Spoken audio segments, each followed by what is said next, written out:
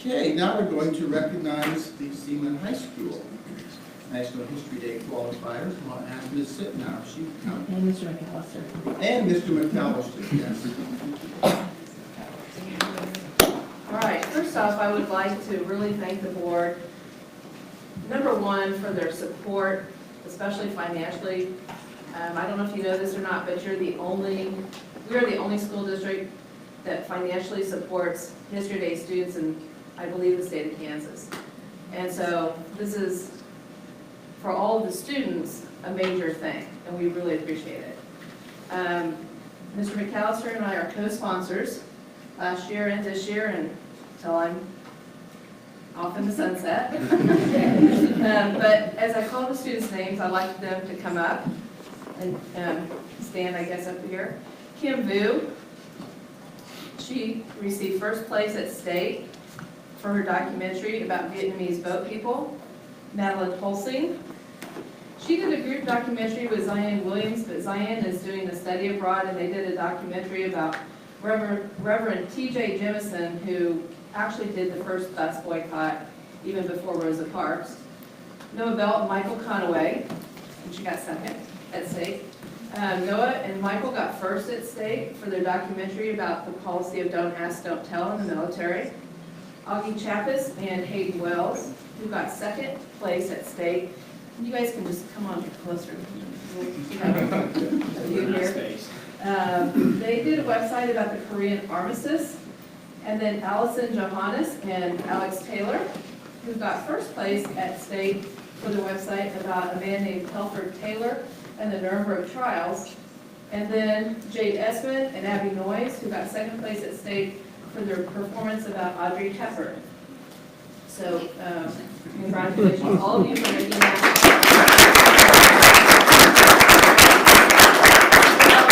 Placed at nationals, they all represented our school district very admirably and very respectfully. And so maybe, did you want them to each say a little something? Or Yeah, I would like that. Okay, maybe you guys are used to this because we've done this before, so you guys know. Just give a little brief synopsis of your topic and so forth. And also, I want to hear what you like most about it. Will do. All right. I'm Jade Esmond. And I'm Abby Noyes.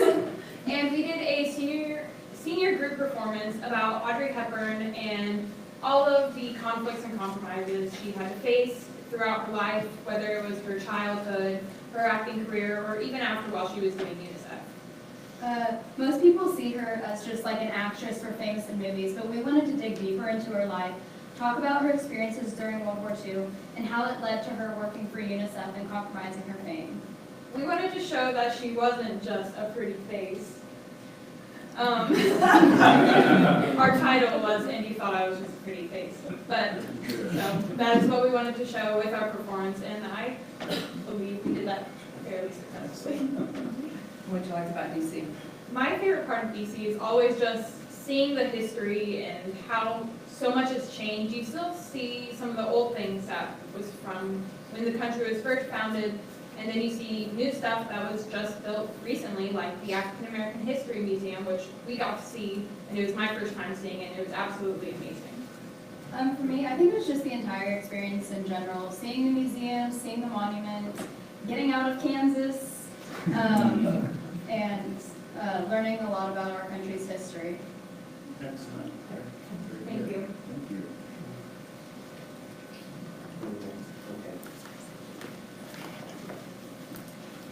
I'm Allison Johannes. And I'm Alex Taylor. We did a website about Telford Taylor, his American lawyer in the Nuremberg trials. And we chose our topic because we both had an interest in the Holocaust, but we wanted to see further into what happened after the fact. Mm-hmm. It was really interesting to research him and his contributions to the trials, and the Nuremberg trials was the first time that war criminals were ever brought to trial and tried for their crimes. So it was really interesting to see how the trial worked and how he faced many different conflicts and compromises while at the trials, trying to serve justice the best way that he could. I would say that my favorite part of DC was the Holocaust Museum, just because our topic was about the Holocaust Museum, and that was just, and I don't know, it's something, an experience that you can't really get anywhere else, especially with our topic. And just overall, like, Washington DC is like really amazing, and I'm really glad I had the opportunity to go. My favorite part was probably the World War II Museum, and they have like a giant fountain there in like all the states. I just thought it was a really interesting place to see all the stuff there. Thank you. My name's Ami Chapas, I'm Hayden Wallace. and we did a website on the Korean armistice, and that's basically the agreement that both the Koreans, the South Koreans and the United Nations and the North Koreans and Chinese made to bring sort of a peace to the Korean Peninsula and allow there to be kind of an existence of two different separate nations, which is why we see North Korea and South Korea today as they exist. And we chose the topic because there was so much tension in the Korean Peninsula back in 2017 with Kim Jong-un threatening to attack us and Trump threatening to attack Korea back. And so we just kind of thought, hey, this is a cool topic. Why is this happening? And so we kind of did research into it and kind of explored the tensions between the two different nations. Yeah, and I think that's something that made our topic really interesting was its relevance to today. You know, this is something that started over 50 years ago, and it's still going on, you know, this summer with all the peace talks in North Korea, and so it's really cool how we can relate it back to what's going on today. And so my favorite part for DC, I just enjoyed really just getting to see all the different monuments in like the White House and the Washington Monument and the different memorials with like the Korean War and stuff like that. Because like you see this, you learn about all this stuff and you hear about it, but you don't actually get to see it. And so like going to DC, it's just a cool experience to actually see what you've been talking about in class and read about it online for so many years. And it's just a really surreal experience. Yeah, I also really enjoyed going and seeing all the monuments and the museums and everything. But also, probably one of my favorite things was getting to rank in that show. Yeah.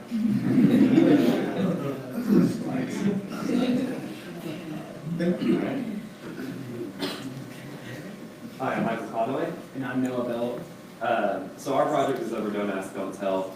It was really detailing the entire history of it because at the time, in fact in 2011 it was finally repealed by the Obama administration. And we were talking about it from its inception until that point when it was repealed as the way we put it in our thesis statement was that it was a stepping stone towards equality.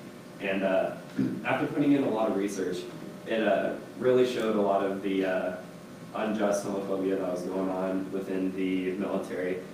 One such case was that a airman was convicted of forcible sodomy, and he actually got a deal to where he gave the names of, I believe it was 17 allegedly gay servicemen.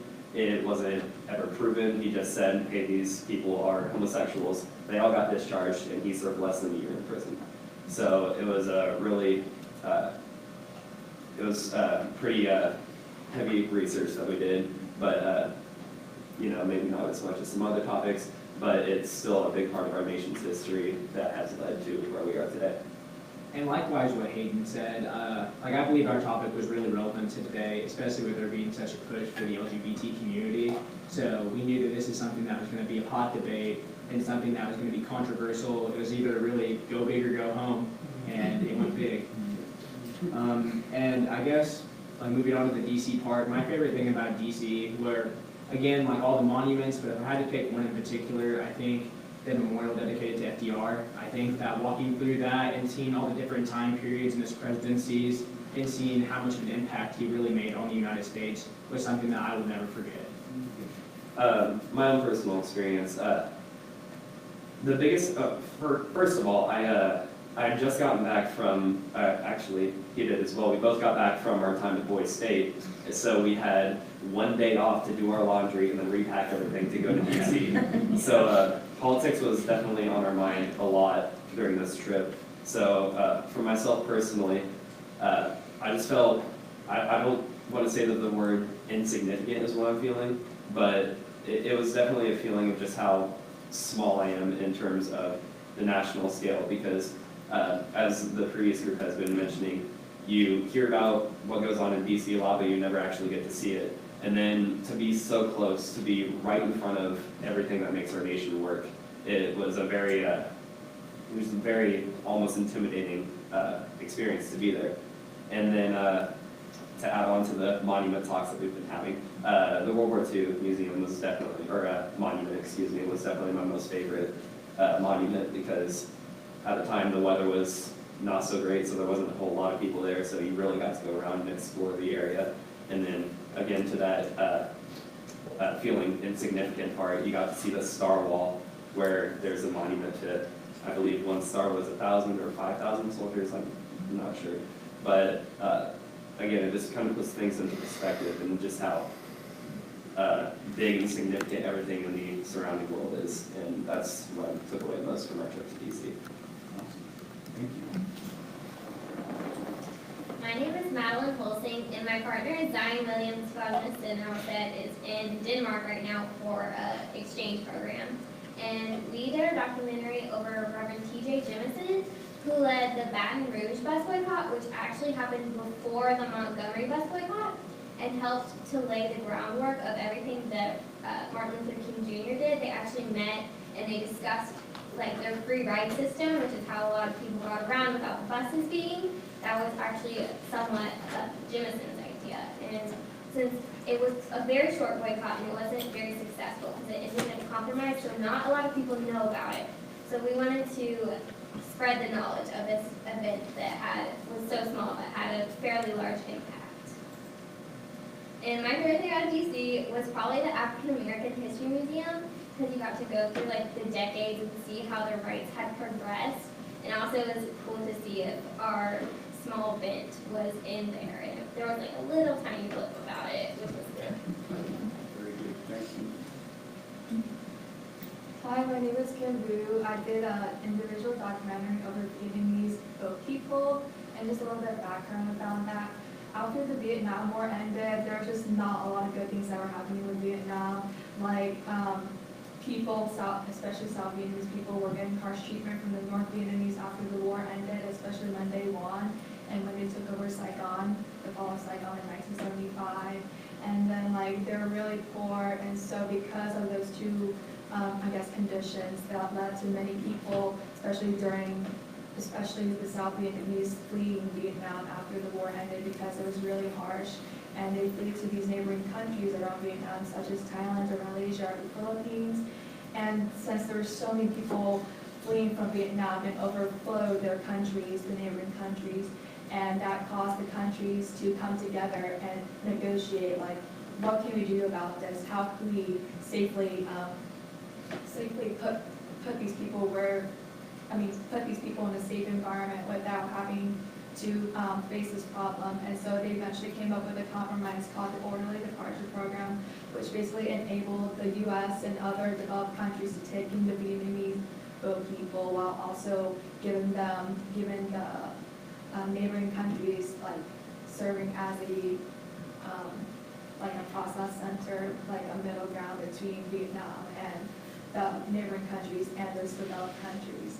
And the reason why I chose this topic was because my dad is actually a Vietnamese spokesperson, so it gave me a personal connection to my topic, and that led me to be more passionate about my research, and that's why I like doing History Day. So yeah. And then one of my favorite monuments I saw from DC was the FDR Memorial. I just liked really walking around and just seeing all the quotes and seeing like war and hate on those like two rocks. I can't really, if you see a picture, it's like, I think it's just like impactful to see that. Thank you. We have some pictures. Let's appreciate them.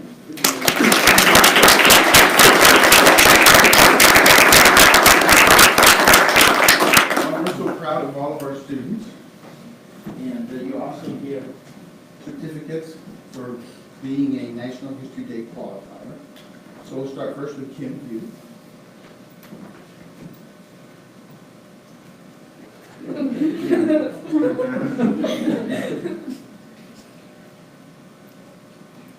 Congratulations. And Allison.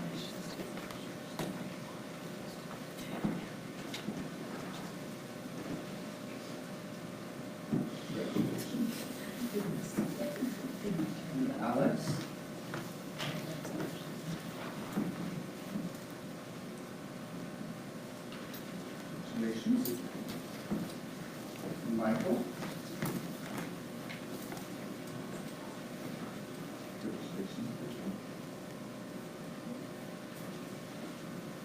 And Noah.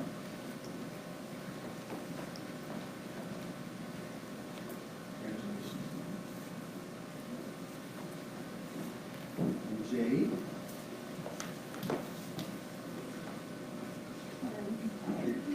Congratulations. And Abby. Hi. Congratulations.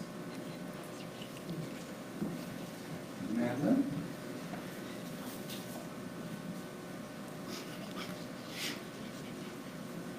Congratulations. Hayden.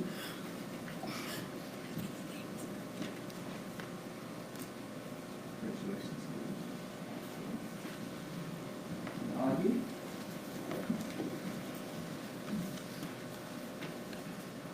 Congratulations. You guys want to do a group picture? Yeah, let's do a group picture. Good idea.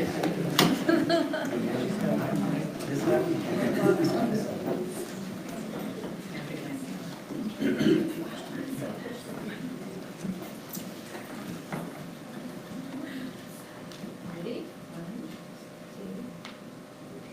All right, thank you.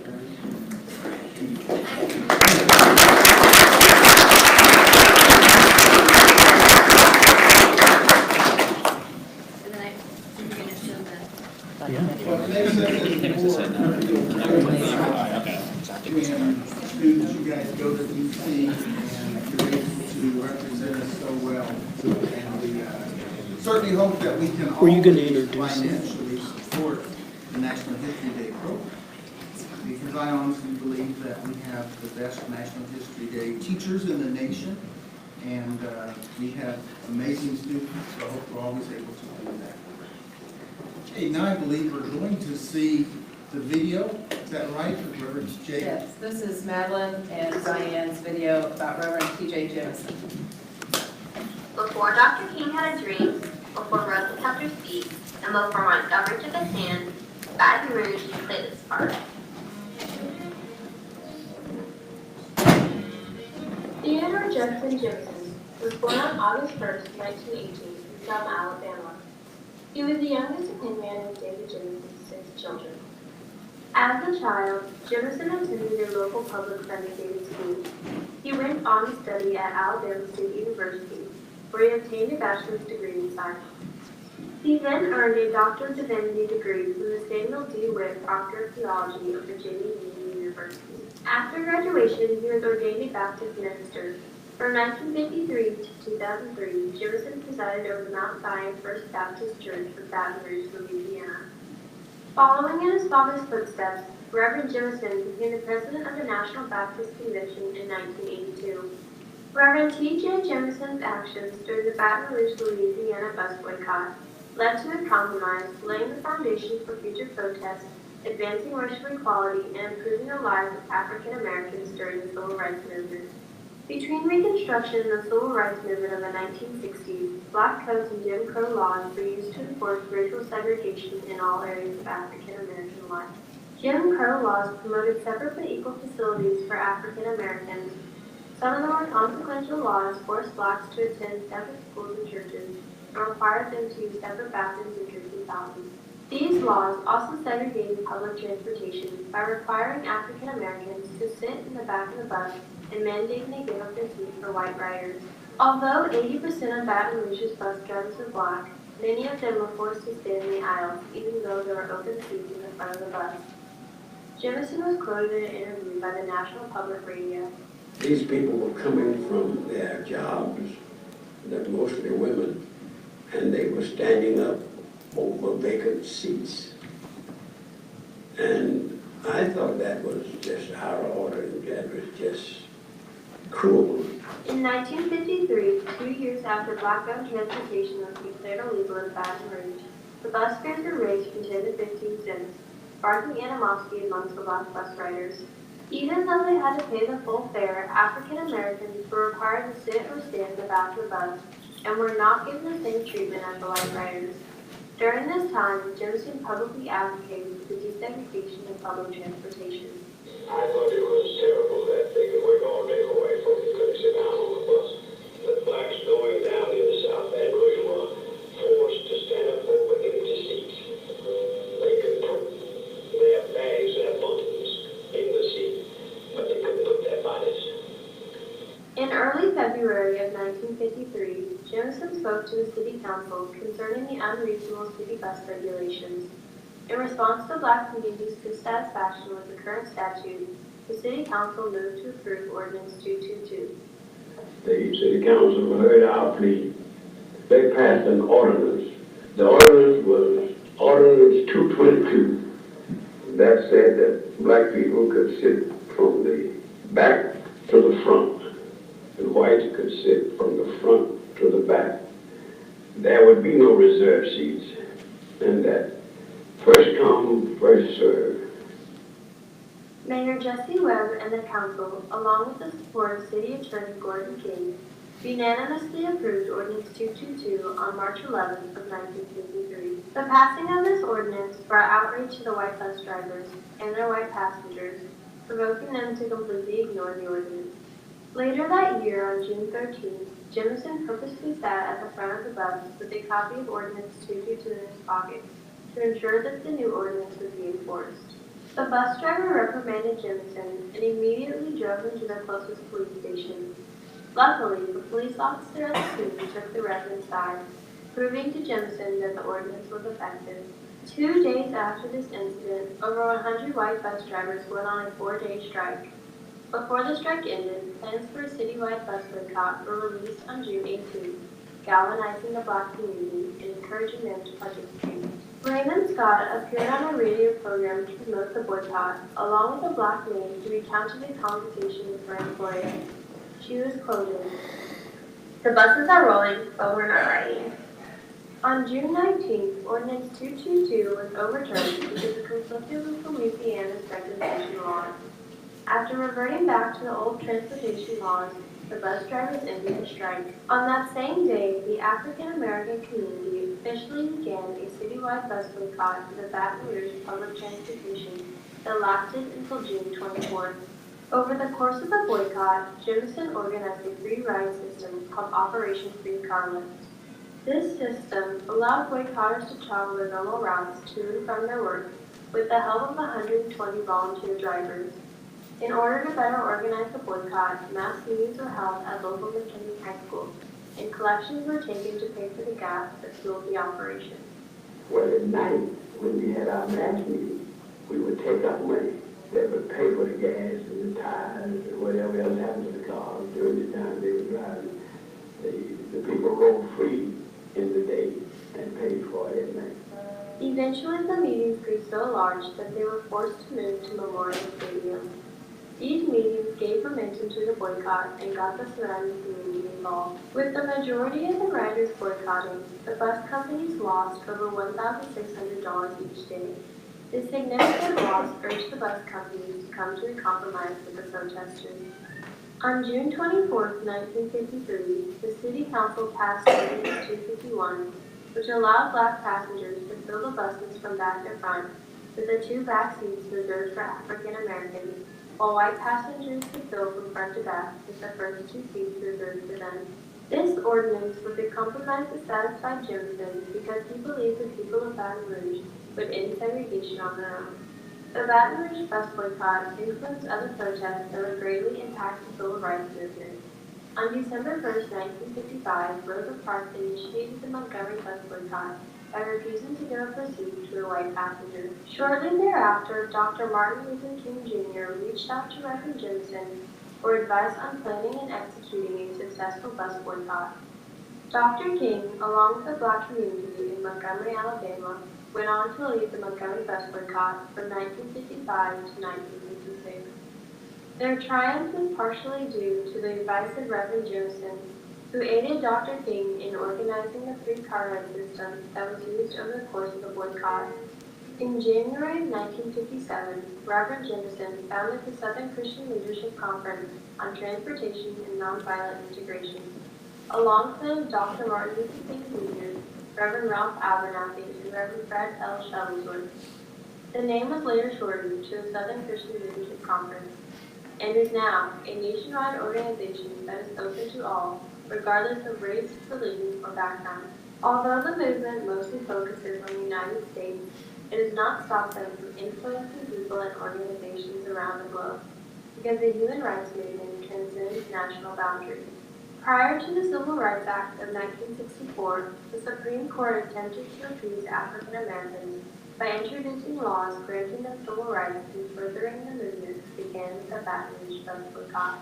However, no laws were enacted until 1964 because of widespread resistance to integration on a legislative level. The act was signed by Congress on July 2nd, prohibiting discrimination against sex, race, religion, and nationality in all public accommodations and employment. The Civil Rights Act of 1964 was one of the most important acts passed during the Civil Rights Movement and has led to laws that continue to be used today, such as the Religious Freedom Restoration Act. Although the Baton Rouge bus boycott did not directly end segregation, it was a significant compromise that eventually led to an end of segregation throughout the country and vastly improved the lives of African Americans. Reverend Jemison died in Baton Rouge on November 15, 2013. Shortly after his death, President of the United States Barack Obama recognized Jemison for his heroic impact on the civil rights movement. Jemison inspired Americans across our country with the courage of his convictions and the depth of his faith. Reverend T.J. Jemison sought to improve the daily lives of African Americans by organizing a peaceful protest to demonstrate the unfair treatment brought about by the Jim Crow laws on segregation and public transportation. In the process, Jemison's courageous boycott of the Baton Rouge buses began the first citywide attempt to desegregate public buses.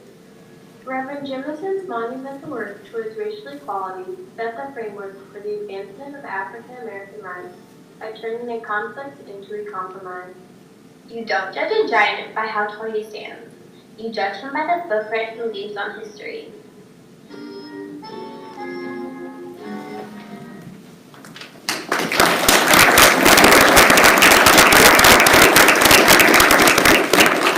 Very good.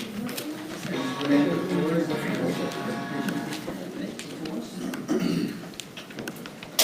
Good evening. I think we just witnessed why our high school has received the Promising Practice Award for civic engagement. We have a history, no pun intended, in our school district of helping our students engage in learning opportunities and activities that help them develop a sense of civic engagement and work in our communities. And so this last spring, the Kansas State Department of Education decided to, for the first time, give this Civic Engagement Award. You'll have more information in the documents about what this Civic Award is about. And when that came out, it was evident that our schools were poised to receive a nomination or an award in this category. And I'm proud to say that Seaman High School was recognized for the work of our teachers in practice number 1, which focuses on innovative and effective instructional practices for teaching and learning government, history, law, and democracy, just as you've witnessed today. So it is my pleasure to reintroduce two educators who are leaders in this strand of civic engagement, Ms. Susan Sittenauer and Nate McAllister.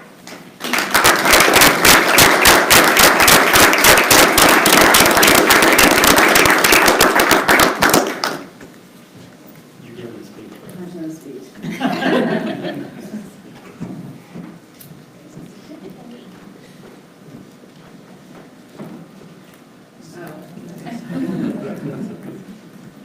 No side view shots.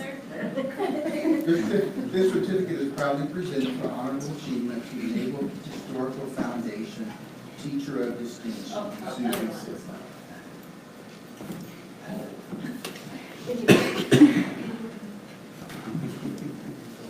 She gets 2. Okay. Presented for honorable achievement to civic engagement education, promising practices at Seaman High School. Mr. McAllister, you too. We got to share. Very good. Congratulations. Thanks. So our teachers and students will be receiving give this award September 17 at 1. There's a save the date form in there, and if you can join us, please do so. Also, Mrs. Susan Sittenauer has been designated as the Naval Historical Foundation Teacher of Distinction by the Naval Historical Foundation as a result of the outstanding performance of her student, Kel Michael. So, reintroduce Mrs.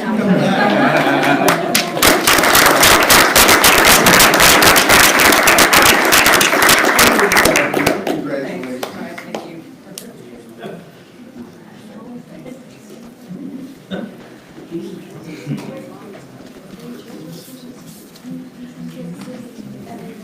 Our vision for our students is learning without limits. And this aspiration can come true when adults model this enterprise.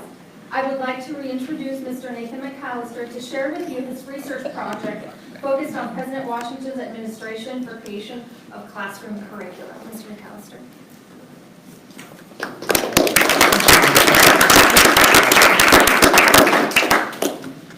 I'll keep this brief. Terry, what do I?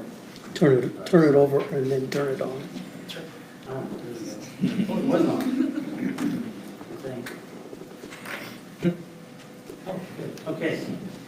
So this summer, I spent 2 of my 3 weeks. Last summer, I spent 1 week at the George Washington Library at Mount Vernon. So if you've ever been to Mount Vernon, the entrance to the mansion, the plantation, across the street, they built this beautiful library which houses many of Washington's letters, journals, maps that he created when he was a surveyor. And then, of course, it has a library to itself that carries many of the documents in a transcribed form. So the program that I was a part of, and it's hard to, I don't know which one to look at. Point at me. Oh, there we go, good. The one that I was a part of was simply for educators. There is an academic side as well for professors working on PhD material related to Washington. We each have to write a proposal, and the program is there to, as a fellowship, to broaden and look at more materials related to George Washington's life and his presidency. So my proposal dealt with Native Americans and George Washington, not only during his administration, but prior to his administration. And I wrote the proposal for 4 lessons dealing with those issues. And what I ended up with, because of the way research goes, was 3. And I'll get to that in just a second. So this is part of my proposal. You'll notice that it talks about his presidency, and little is known about his work with Native Americans. The process was pretty in-depth. There are no set hours. It is, you get there, and you can work as many hours or a few hours as you want, and usually it's all day and all night. And you're given a desk. As you can see there, mine's quite cluttered with books and materials. And then you have a desk in your room as well, which also becomes quite cluttered. You do have the opportunity to look at some quite impressive documents, and some of those come in the form of artifacts, such as the peace medal that you see on the lower right, which became a part of one of my lessons, looking at those peace medals and all the pieces that are hidden within that peace medal itself, the actions there, and the message. What really is nice about this fellowship is the accommodations. You stay at the house that is there in the center, which has its own living room, its own kitchen. This is all for the fellows. And what I really like about this program is teachers and academics are seen as equals in this process. So we stay in the same place, we're researching the same materials, we have offices together, and we share information and talk to each other. And the perks are amazing. Usually when you're there, 3 of those people in the back, the young lady nearest the house, is working on a brand new book on Native Americans and George Washington. What did I just do? I don't know. We'll get it back. Make up some time. There we go. So she was a big help to me and led me in to find some further research. We get to go into the hidden vault, and I think Mrs. Sittenauer, you've been there as well, into that vault, where they house George Washington materials, and then you get to run of the mansion after hours. So you just show them your little badge, you get to go, and you can sit on the back porch in the evening and do research or contemplate life or whatever. And so the benefits, this is one of my lessons. This is part of his first encounters with Native Americans. And so I was poring over his journals and seeing if his views changed from the first time he met Native Americans until just before the French and Indian War. And his views do change, as you would imagine with anybody who's interacting with Native Americans. And it's interesting, George Washington is probably the only president to have that much contact with Native Americans.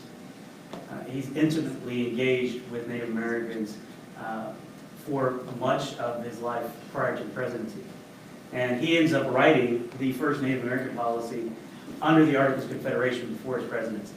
And he sends that to one of the congressmen under the Articles of Confederation, which will then be the ground is laid for his administration, and Henry Knox, who will be the main architect of Native American policy under his administration. And so this is it. This is what you get at the end. I know that doesn't look like much, but it's pretty cool. The wood of that pen is from the plantation, so it's one of the trees that were there at the time of when Washington was alive, and then you get this nice little holder, and there are some other benefits as well. But I thought that's the tangible piece. That's the cherry tree you chopped down. Yeah, that's it. One that was never there. Right. So it was a great experience, and I would encourage any teacher to make the proposal and give it a chance.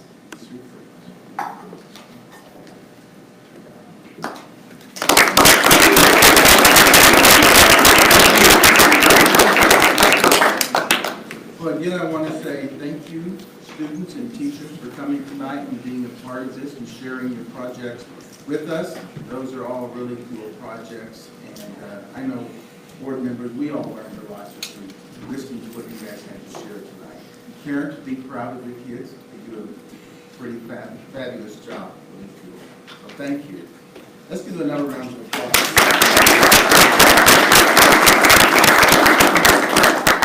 Okay, Dr. Noble, you were up. These students and parents and faculty, the Board of Education, you really assembled quite a school district here.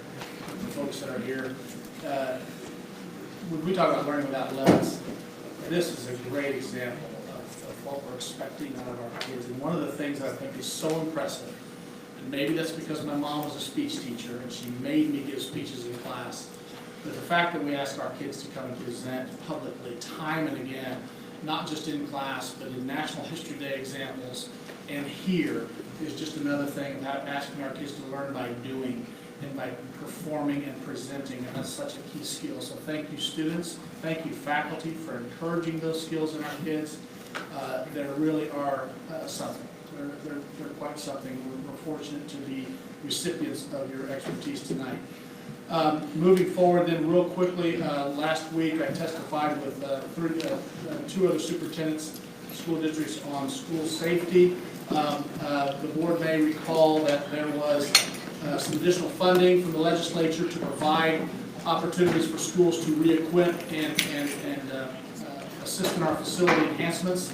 And so I gave a testimony on that. You can read that in the agenda. I will not go into the details. I'll be glad to answer any questions the board has about my testimony last week when I'm finished with my report here. The second thing I had was the suicide, the youth suicide, zero suicide initiative in our county. This is a public awareness initiative, and some details for this are, first of all, it's all the participating school districts in Shawnee County in partnership with the Family Service and Guidance Center. We will hold the event for a news conference on Wednesday, September the 19th. It will basically be a couple of superintendents that will speak about the initiative and how this relates to our school district. Certainly we've been touched personally with this, as have many of us in Shawnee County. We will also have at least one or two student representatives that will speak on the topic, that are willing to share his or her individual stories and talk about why it's important to them and our community. At 10:30 then, until about noon, there will be a student forum. Each of the school districts are bringing about 5 students, high school students to this event, and they will have a student forum along with clinical experts and others to discuss the topic. And really the gist of it is, the tagline that we've kind of chosen to go along with this is suicide, talk about it, save a life. And so we're standing arm in arm with our supporters out in the community, the Family Service and Guidance Center, and school districts in partnership to bring awareness to this very difficult and challenging topic. Questions for me on that? I will learn more as you will on the 19th. The next report then is the John Carlos presentation. I am going to take the advantage of having an expert in the room that attended that with our students. Susan Sittenauer was there with our students. I was out of town that day presenting on another topic. So Susan, if you wouldn't mind sharing a little bit about the John Carlos presentation, the forum that they held at the White Auditorium. Sure. Last Thursday, about 114 students and Ms. Yoder, Ms. Metner, and myself went to White Concert Hall at Washburn University, where we were able to see and hear John Carlos, who's an Olympian and a humanitarian, speak. For those of you who are not aware, John Carlos and Tommy Smith, in the 1968 Mexico Summer Olympics, they got first and third in the 200 meters, and then they, during the national anthem, did the Black Power symbol, which caused quite a stir. It was the first worldwide televised Olympics, and their medals, the IOC said they were going to strip them of their medals, and then they got hate mail and death threats and such. And John Carlos's main message was that every single person has a unique gift, a talent that they can bring to the world, that they can use to make the world a better place, and to make a difference in the world. And he went through his time as a child in Harlem and all the struggles that he endured through the process of the Olympics and beyond. And it was just a very moving and motivating talk that he had. It was kind of casual conversation with a gentleman that was also sitting up on the stage. And the students, I think, really gained a lot from that conversation that he had. Thank you, Susan, for sharing. That concludes my report. I'll stand for any questions or sit for any questions. Do we not have another certificate for Mrs. Sitton? No.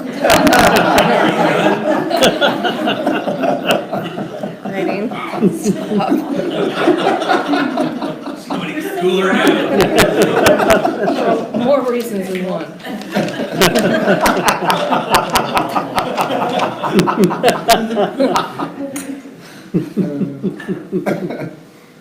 Okay, great. Thank you, Susan. It was probably a couple of months back, they had a documentary on that, and it was a great story. I learned a lot about the gentleman that plays second. The gentleman from Australia, From Australia. he really Exactly. struggled. Yes. In and life. his role in that. So it was very interesting. Glad you were able to go. Okay, now we are at the point of public communications. This is the time if anyone would like to address the board. If they would please come and do so at this time. Okay, seeing none, we will move on to adoption of the agenda, item 5. I will entertain a motion for adoption of the, well, let me ask, are there any changes? No changes. Okay. Second. Moved by Carl, second by Sherry. Any discussion on that item? All in favor signify by saying aye. Aye. Opposed, same sign. Okay, the adoption of the agenda is approved. Next is disposition of business by consent, which you all have a chance to review in the packet.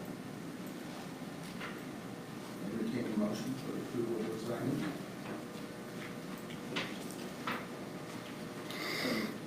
Moved by Fred, do we have a second on that? Seconded by Carl. Any discussion on that item? Okay, all in favor, say aye. Aye. Opposed? Okay, motion carries. Okay, now we're ready for discussion items. First item is Rochester School discussion. This has been an item on our agenda the last few months. We've talked about this. Any other comments, board members?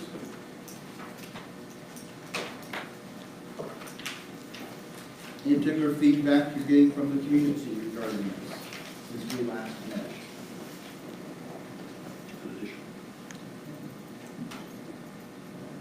Did we have a meeting with architects then? We did, James, and I did touch base with HDK today.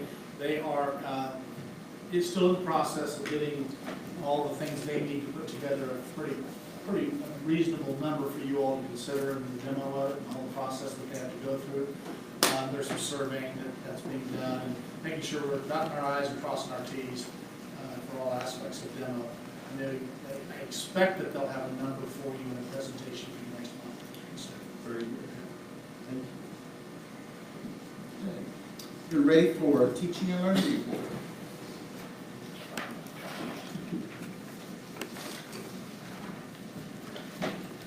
Good evening. In your packets, you will find our teaching and learning report, and I want to highlight two specific items. We've already talked about the Giancarlo's event.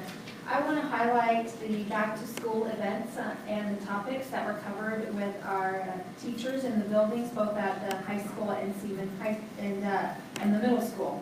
And in particular, how pleased we were with the events of the first day when kids came back. Each building, I think, had a goal of making that first day such that kids were looking forward to their second day back at school. And they looked at past practices and decided to change those around. So at Seaman Middle School, when we showed up on that first day, that common was busting out with how many kids exciting to get back into the classroom. And then when they did get back into the classroom, they were running through team building activities in all their classes as their teachers were getting to know them, which is much different than the first day in the previous years where they go to the auditorium and get talks about rules and how not to break rules. So we broke that rule and started with fun things for kids so they could look forward to the next day. At our high school, our students did much similar things, but instead of running through their schedule from the beginning of the morning, they were broken up into 5 different groups. Each of those groups were led by students and faculty, and they covered different activities, including construction of Viking boats using paper and straws. It was a team building activity. They went to the gyms for talking about activities that they could participate in at our schools, and also doing just fun stuff on the court. And of course, some of our students guided their peers in how to protect themselves from social media negative interactions, and some of our SBTV announcements were shown to the rest of their classmates. So it was student-led. We were very excited of how the students received it. I think one of our principals said when a student came to his office about when he turned something in, he said something about it being the day after the funnest day that he had been at our school. So we know that it was well received by our students. And finally, on the 17th, you'll notice that our high school will have an anti-bullying event. We've got X Sports coming, and they just promote anti-bullying. And so they'll be there on the 17th, and of course you're invited to come share in the fun. And then I'll let my team members continue. Thank you. Yes, sir. what time will that event take place? 10:15 10:15. in the South Gym.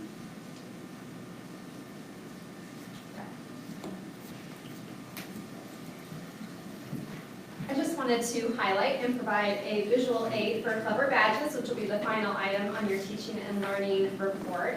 And Clever is a free online service that allows our students to get single sign-on access to their learning applications. And we have rolled this out in kindergarten and first grade classrooms. And as I was working with kindergarten and first grade teachers on this school year, some of the comments were, I've been waiting for this for years, where has this been? This is a lifesaver for me. So with a little badge and a colorful lanyard, students use a QR code and can hold it up to either iPads or computers. It'll automatically get them into their Clever account where they'll see little icons, pictures for their learning services, such as Schoology, Math Seeds, Keyboarding Without Tears, and by a click of a button, they can immediately get into those without a username or password. So they're spending more time learning and less time using all that, jargon to get in.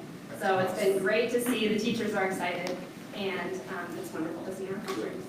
Great. Thank you.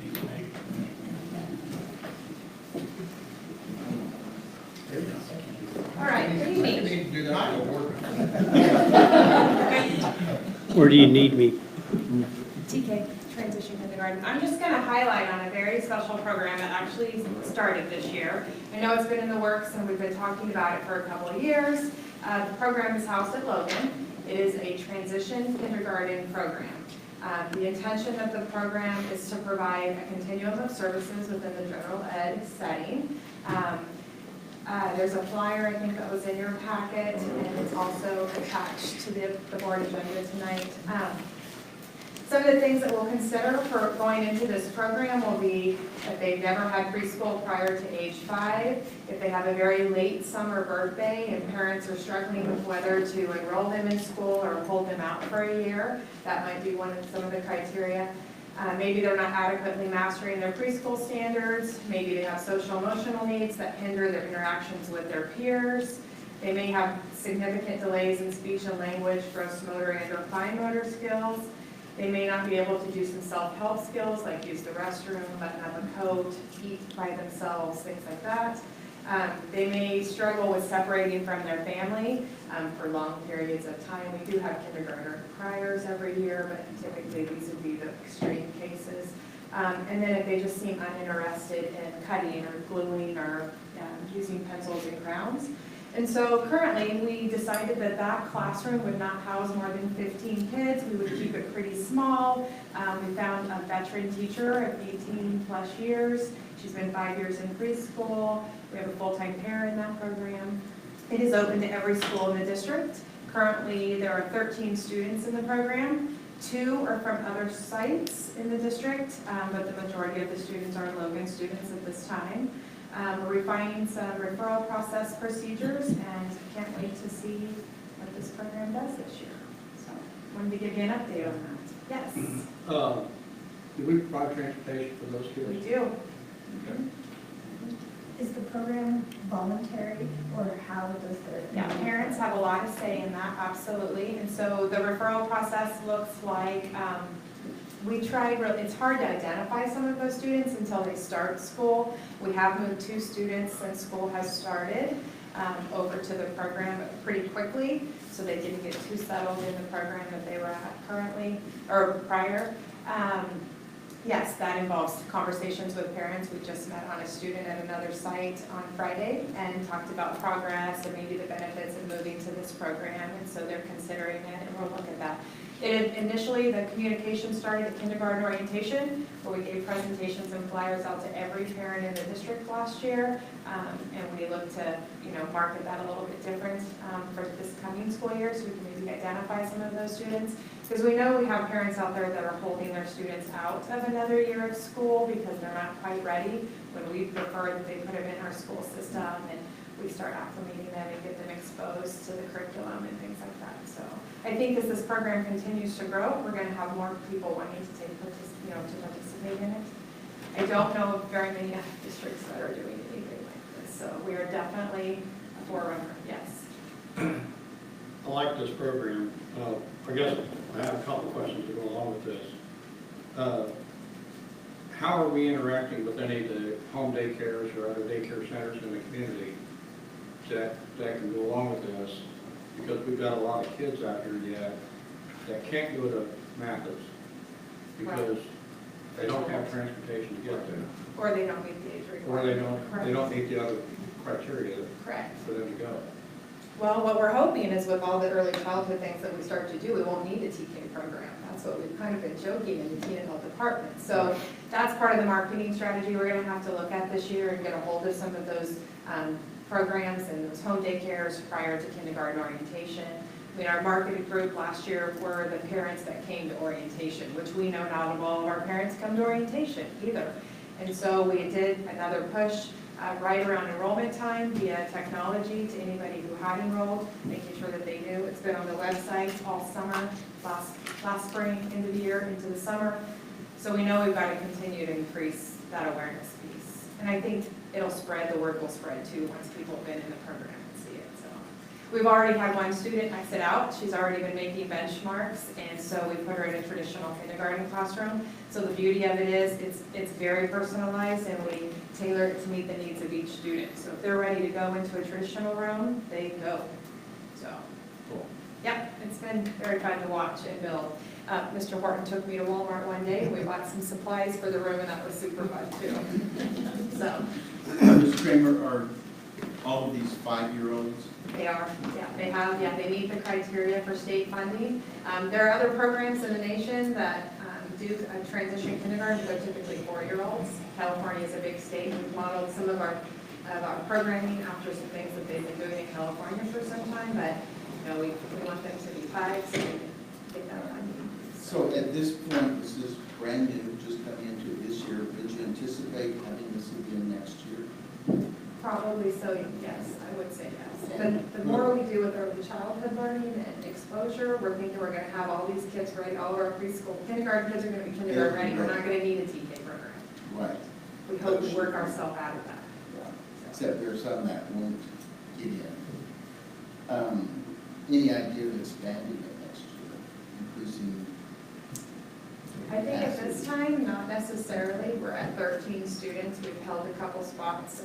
Like I said, we're looking at a couple more students to go into the program, but I think it'll be dependent on the need. But that is one of the things I think parents consider is having to transport to Logan away from their neighborhood school. But the 2 parents that are currently doing it are very thankful that they have options and are happy to transport at this time because they're proponents of the program. So. Just like a half-day program? No, it's a full-day kindergarten, and they're integrated in the schedule with all the other kindergarten classrooms, so they go to gym and PE and lunch and everything, so you wouldn't even know that it's a different program. They do very much the same as all the other kindergarten. Now, inside the classroom is just a little bit different. So. And Ms. Kramer, kind of going back to Gordon's question, in terms of children that are in home daycares and other daycares, the children we have now, these kids, do we feel like that we're getting the majority of kids, or are there still a lot of kids out there that we're missing? Kind of put your thought on that. I don't believe so. I think this program is more for those borderline kids that we're trying to prevent from being on an IEP. That those parents are thinking, I had an August 17th baby, and so we opted to keep her out of school for a year. She wasn't ready. She was academically and cognitively, but just emotionally and physically wasn't ready, so we held her out for a year. But if I had had an option like this as a program, I would have put her in a school instead of paying for preschool for another year, and got a much better quality academic program in the school setting as opposed to a community preschool at age 5. I'm not sure that I'm answering your question, but. Do you feel like we're getting most of the kids that are in the district? I mean, are they? So we leave it, there are going to be kids I feel like we haven't seen, which is why we allow that flexibility to move after the school year starts. It seems like every year we have a kindergartner, 1 or 2 out in the district who are just outliers. We provide the best service that we can within the school setting, but maybe the resources aren't consolidated like in the TK program, so we're able to address their needs better. I think they're out there and they surface once school starts that we may or may not be able to get them prior. I mean, our goal would be that we communicate effectively, that we market really well, that we build that partnership with those community daycares and preschools, and we find them before they start school. I don't think there's a lot out there. I think we have 13 kids out of all of our kindergartners that are in this program. And we're being very conscientious not to stack that room with a lot of SPED students or students that already have been identified with an IEP. They've already been identified, they need to be with their peers, with the accommodations set forth in their IEP. So we're being mindful of that as well. I think another important group that's small that we're hitting is there are some parents who send their kids to kindergarten with the intention of having them stay in kindergarten for 2 years, which isn't good for the kids. It's not good for anyone except the parents who are saving a year of daycare. And so I think this really addresses that small but key group. Which is one of the options. If at the end of the year they've been in traditional or a transition kindergarten program and everybody, the team feels like they need to repeat or to go into a traditional kindergarten the next year, I think that transition will be a lot easier if they go back to their home school and they're in a traditional kindergarten as opposed to repeating that kindergarten but our hope is that we fill those gaps and they start making those benchmarks that they can go on with their typically aged peers. But I think the focus not being on chronological age, but more on their developmental level is what we need to be focusing on, so. Okay. I thought you guys might grill me tonight with lots of questions, but that's part of why I wanted to talk about this. I wanted you to know that this is happening, that really is, it is kicked off and it's rolling and it's going with it really well, so. I'm happy to take anybody over to Logan to see it. It's my proud little program, so. Well, maybe we'll get a chance to do that. Okay. We're just very interested. Perfect. We appreciate it. Thank you. Thank you.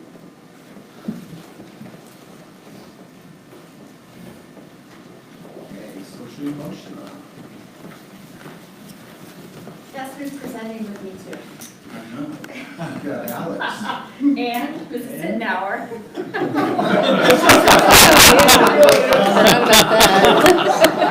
I was like going, who? Oh, yeah. We get our names. I'll just slide mine out.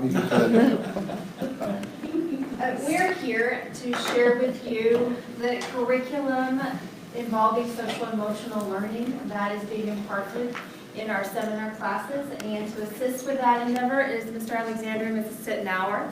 I will give you kind of a 50,000-foot glance on why and what we're doing. Mr. Alexander is going to present to you how the curriculum was organized, how the topic was scheduled, and why it was scheduled in that way. He will also give you kind of a visual representation of what that curriculum looks like. And then Mrs. Sittenauer is going to give you the in-the-weeds look of what it might look like in the classroom from a teacher perspective. So if you can go to the slides. Oh,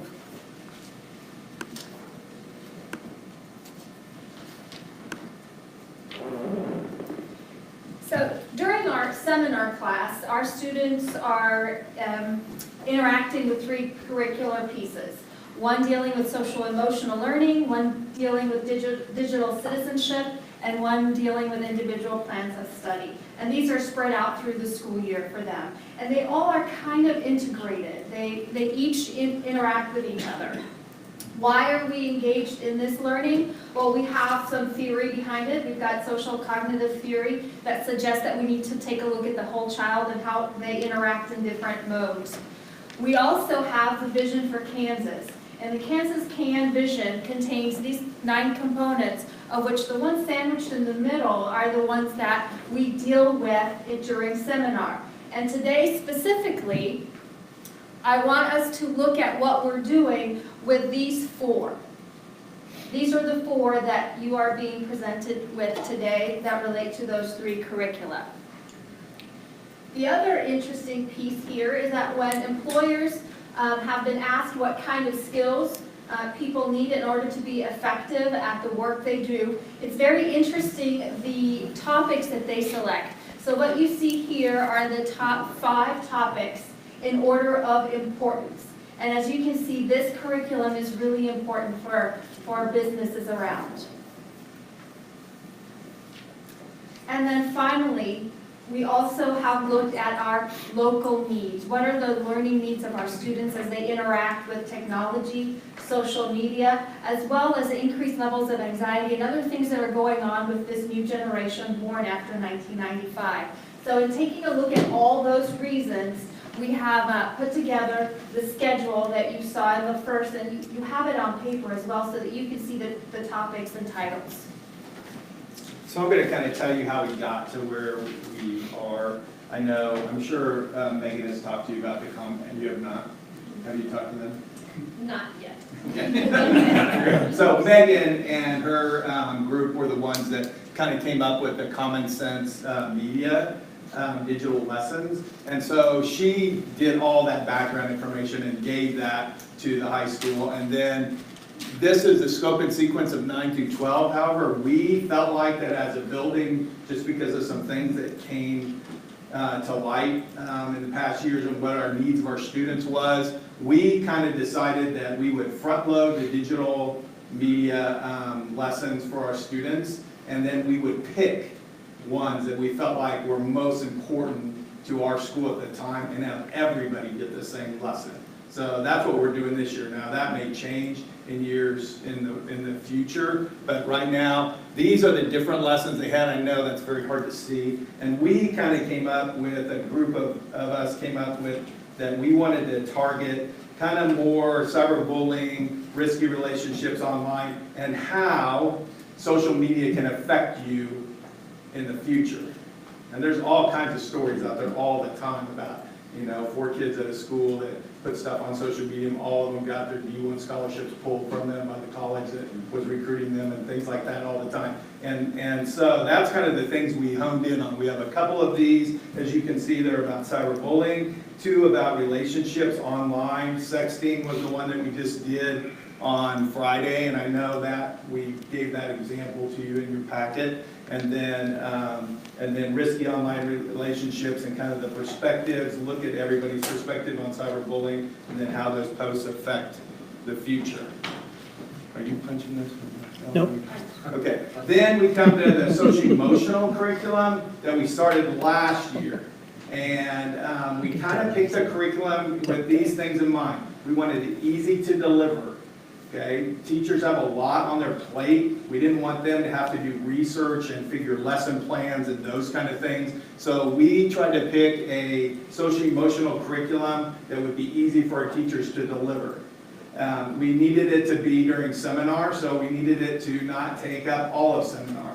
We needed to be able to take a short time. And we kind of found one that not only spoke to what we really wanted our kids to know, but also had an initial cost at the beginning, that there was so many out there that you had to come back every year and pay so much money to use that. And we tried to find one that was not necessarily, that was more cost effective kind of for our district.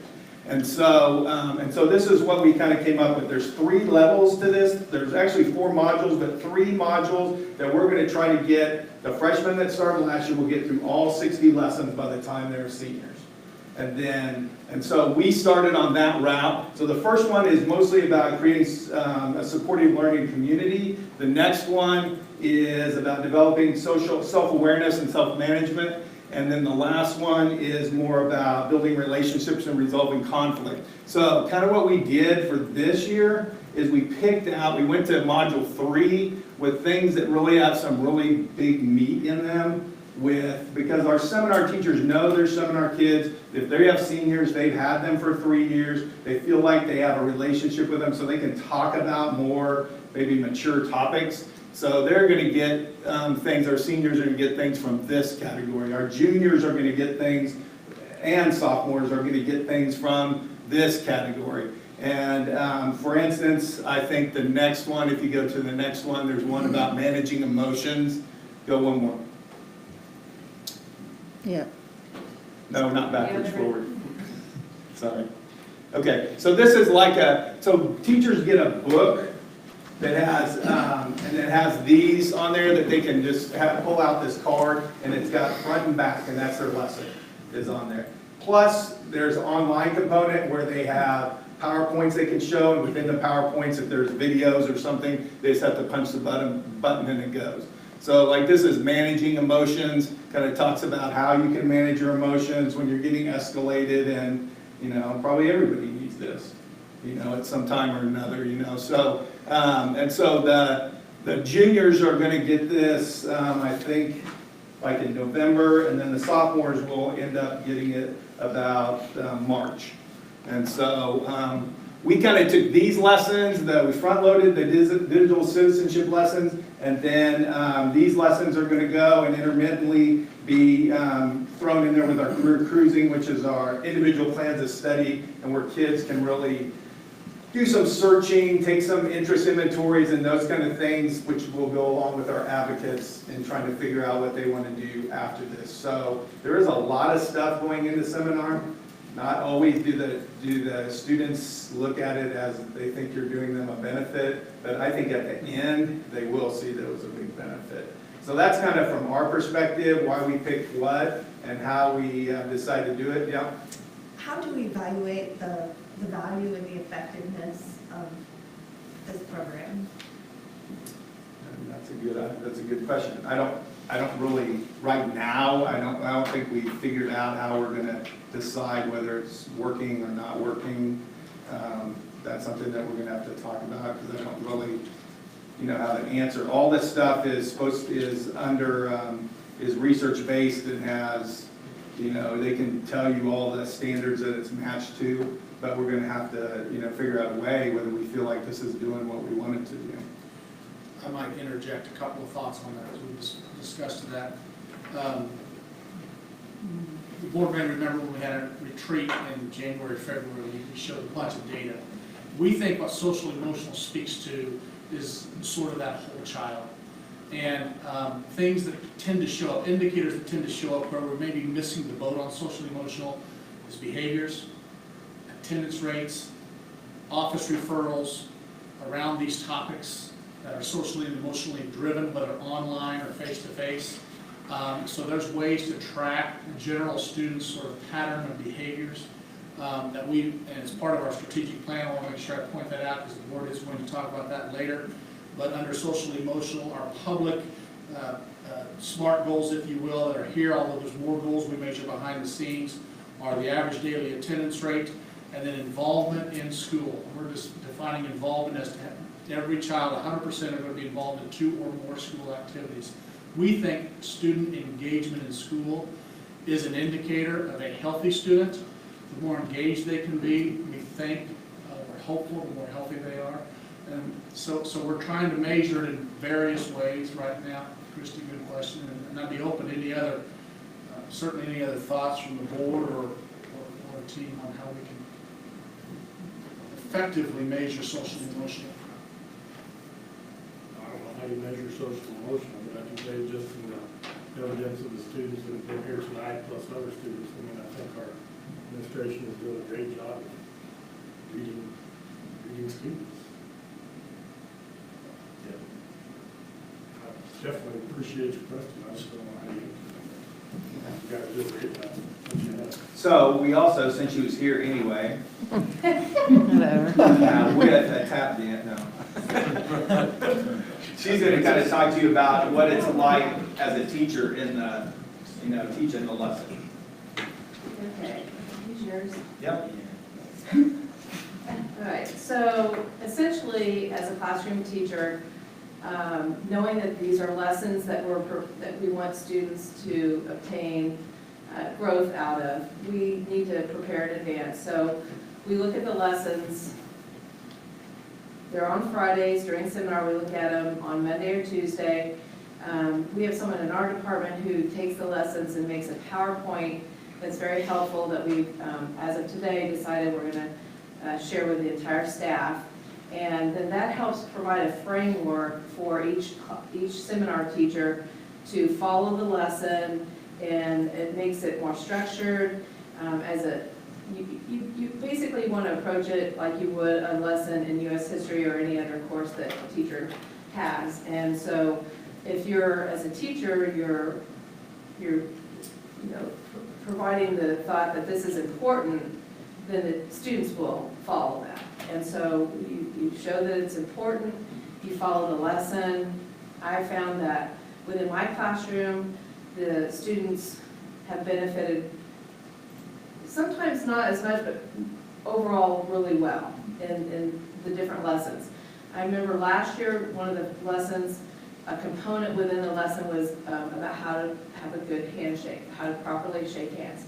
And at first my students thought that this was not something that they needed to be told. And then once we went through the lesson and we did it, they realized, wow, a handshake is a first impression that you give to someone when you're going to interview for a job or a scholarship or whatever that might be. And we had conversation that stemmed from what at first the students thought wasn't essential for them to garner information-wise, and then it went from there, and we had some meaningful, in-depth discussion that was a part of the lesson. I have seniors this year, and I would say sometimes seniors think that they know everything, and sometimes when I bring up the topics, they kind of guffaw and act all, oh, you already know all this. You're not telling us or helping us with anything we don't already know. But I find that if, again, you have that structure and you stay focused with the students and you follow the guidelines of the lesson,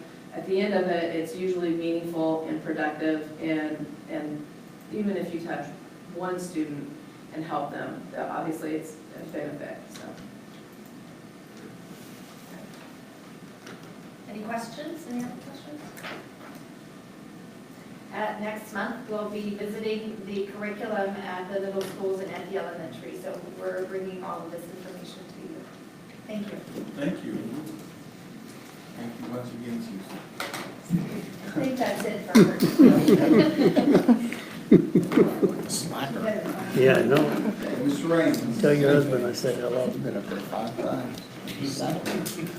Good evening. My special services report has several things that aren't new to special education, but one thing that is new is that I would like to highlight is the speech training that we participated in last Saturday, and then again on Friday, not the feet at the end of your legs, but the feet family employment awareness training.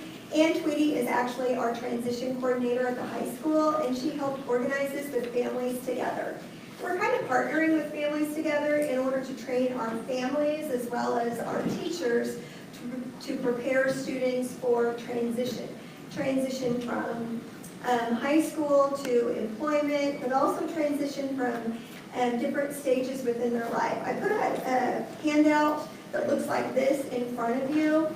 Families Together, the day one training was on building the dream of employment. And it was interesting, the attendees of this training on Saturday were some of our employees from Seaman, along with guardians, parents, people from various agencies, case managers. We have about 25 people here at the training that will come back next Friday as well. Talking about how do we as educators provide services for our students to prepare them for employment, how do we get parents on board to help them with things at home, as well as how do we help our case managers and people like that and all the agencies involved with these children come together to develop a plan for students. So this is a little example of something that they put before us that I actually saw at the training that I went to this summer, the leadership training this summer, and it's really cool because this is just one section of it, looking at daily life and employment. So it's a good talking point that we actually use in Seaman with some of our students at different stages within their development. You can look at prenatal and infancy. What do we need to look at education, employment, as well as individual and family life, clear up to aging in nursing homes. What do families need to look at for independence? If you look at right down the middle on the second page, or on the left of the second page, it's transition. And that typically looks at transition from high school to employment outside the community, if they're going to be in a work-study program, if they're going to be in a day center, whatever our students with disabilities will be able to do. And one thing down at the bottom, this is kind of near and dear to me because I have a child, or actually an adult with special needs in my home who's 21. And we as a family have to look at what we do at home in order to make him independent. So things easy as, do I wake him up every morning or do I use assistive technology? How do normally kids get up when they're 21 years old? Well, they usually have an alarm clock. Why am I waking him up every morning? Why shouldn't I make him set his alarm clock and him do it himself? So those are the things that we forget about as parents with children with special needs. How do I help create that environment to make him independent? And what are the little things I need to look at? As well as at schools, what do we now as a school need to do to help that person become independent as well? And what questions are we asking, and how are we at the age of 14, where we are required to start a transition plan at the age of 14. So how do we do that? What questions do we ask? What is that child interested in? It's something we typically do for everybody, but we sometimes forget when we have students with disabilities that we really need to explicitly teach this stuff. So anyway, Families Together came and talked to some of us about it. We'll teach it to our staff. And then the second day, we'll be identifying and accessing employment resources. One thing, I'm an educated person. I feel like I know special education, but I did not know all of the things out there within the community that I needed to know about after my child graduates from high school. that I don't even know what this stuff means. And so they gave us lots of resources that we can help our families with so that we can say, here's some things that you need to look at. They need to get on the waiting list when they are in 6th grade so that they can have services when they graduated. I remember putting my son on the waiting list when he was in 7th grade for services, for day services, and he didn't get off the waiting list until he was 20. So we had to provide those day services for him for 2 years. And I was an educator, and I didn't know that. So how do we get that information to our families now? So when their children are in 5th and 6th grade, they know where they need to go to get them on the waiting list and that sort of thing. So anyway, it was a really good training, and I can't wait to get it out to all of my staff so that we can make sure that we get this information to our families as early as possible. How they know that they're a big part of that transition plan as well. This is just a document we may or may not use, but it really helps understand that they're a part of it. We're partners in what they can do at home to help their child be successful when they graduate. So anyway, it was a really good experience. We'll do it again next Friday here and do the second half of that training. We want to continue that partnership with families together. Do you guys have any questions about that or anything else on my report? Okay, we'll move on. Thank you. Excellent.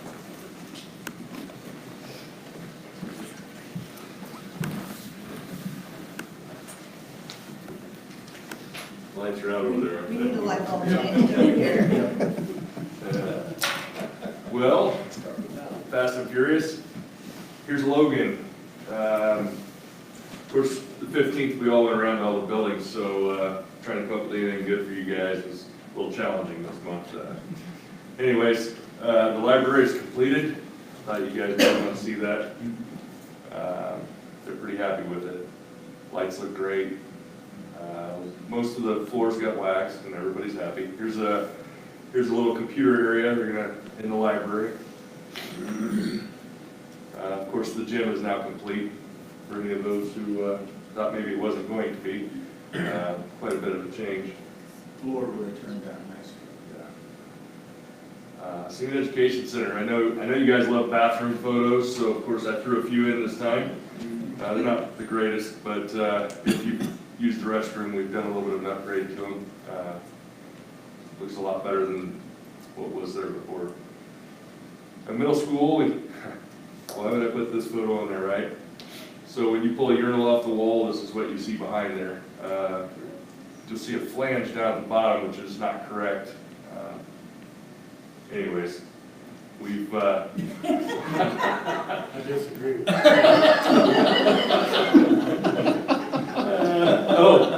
I forgot you were there. Maybe I should have put that up there. Came back there. I'm sure that's a bus I just heard hit you, Mr. Brown. Here's the question and answer for you. It's pretty good odds. There was only one out of several. So, Seaman High School.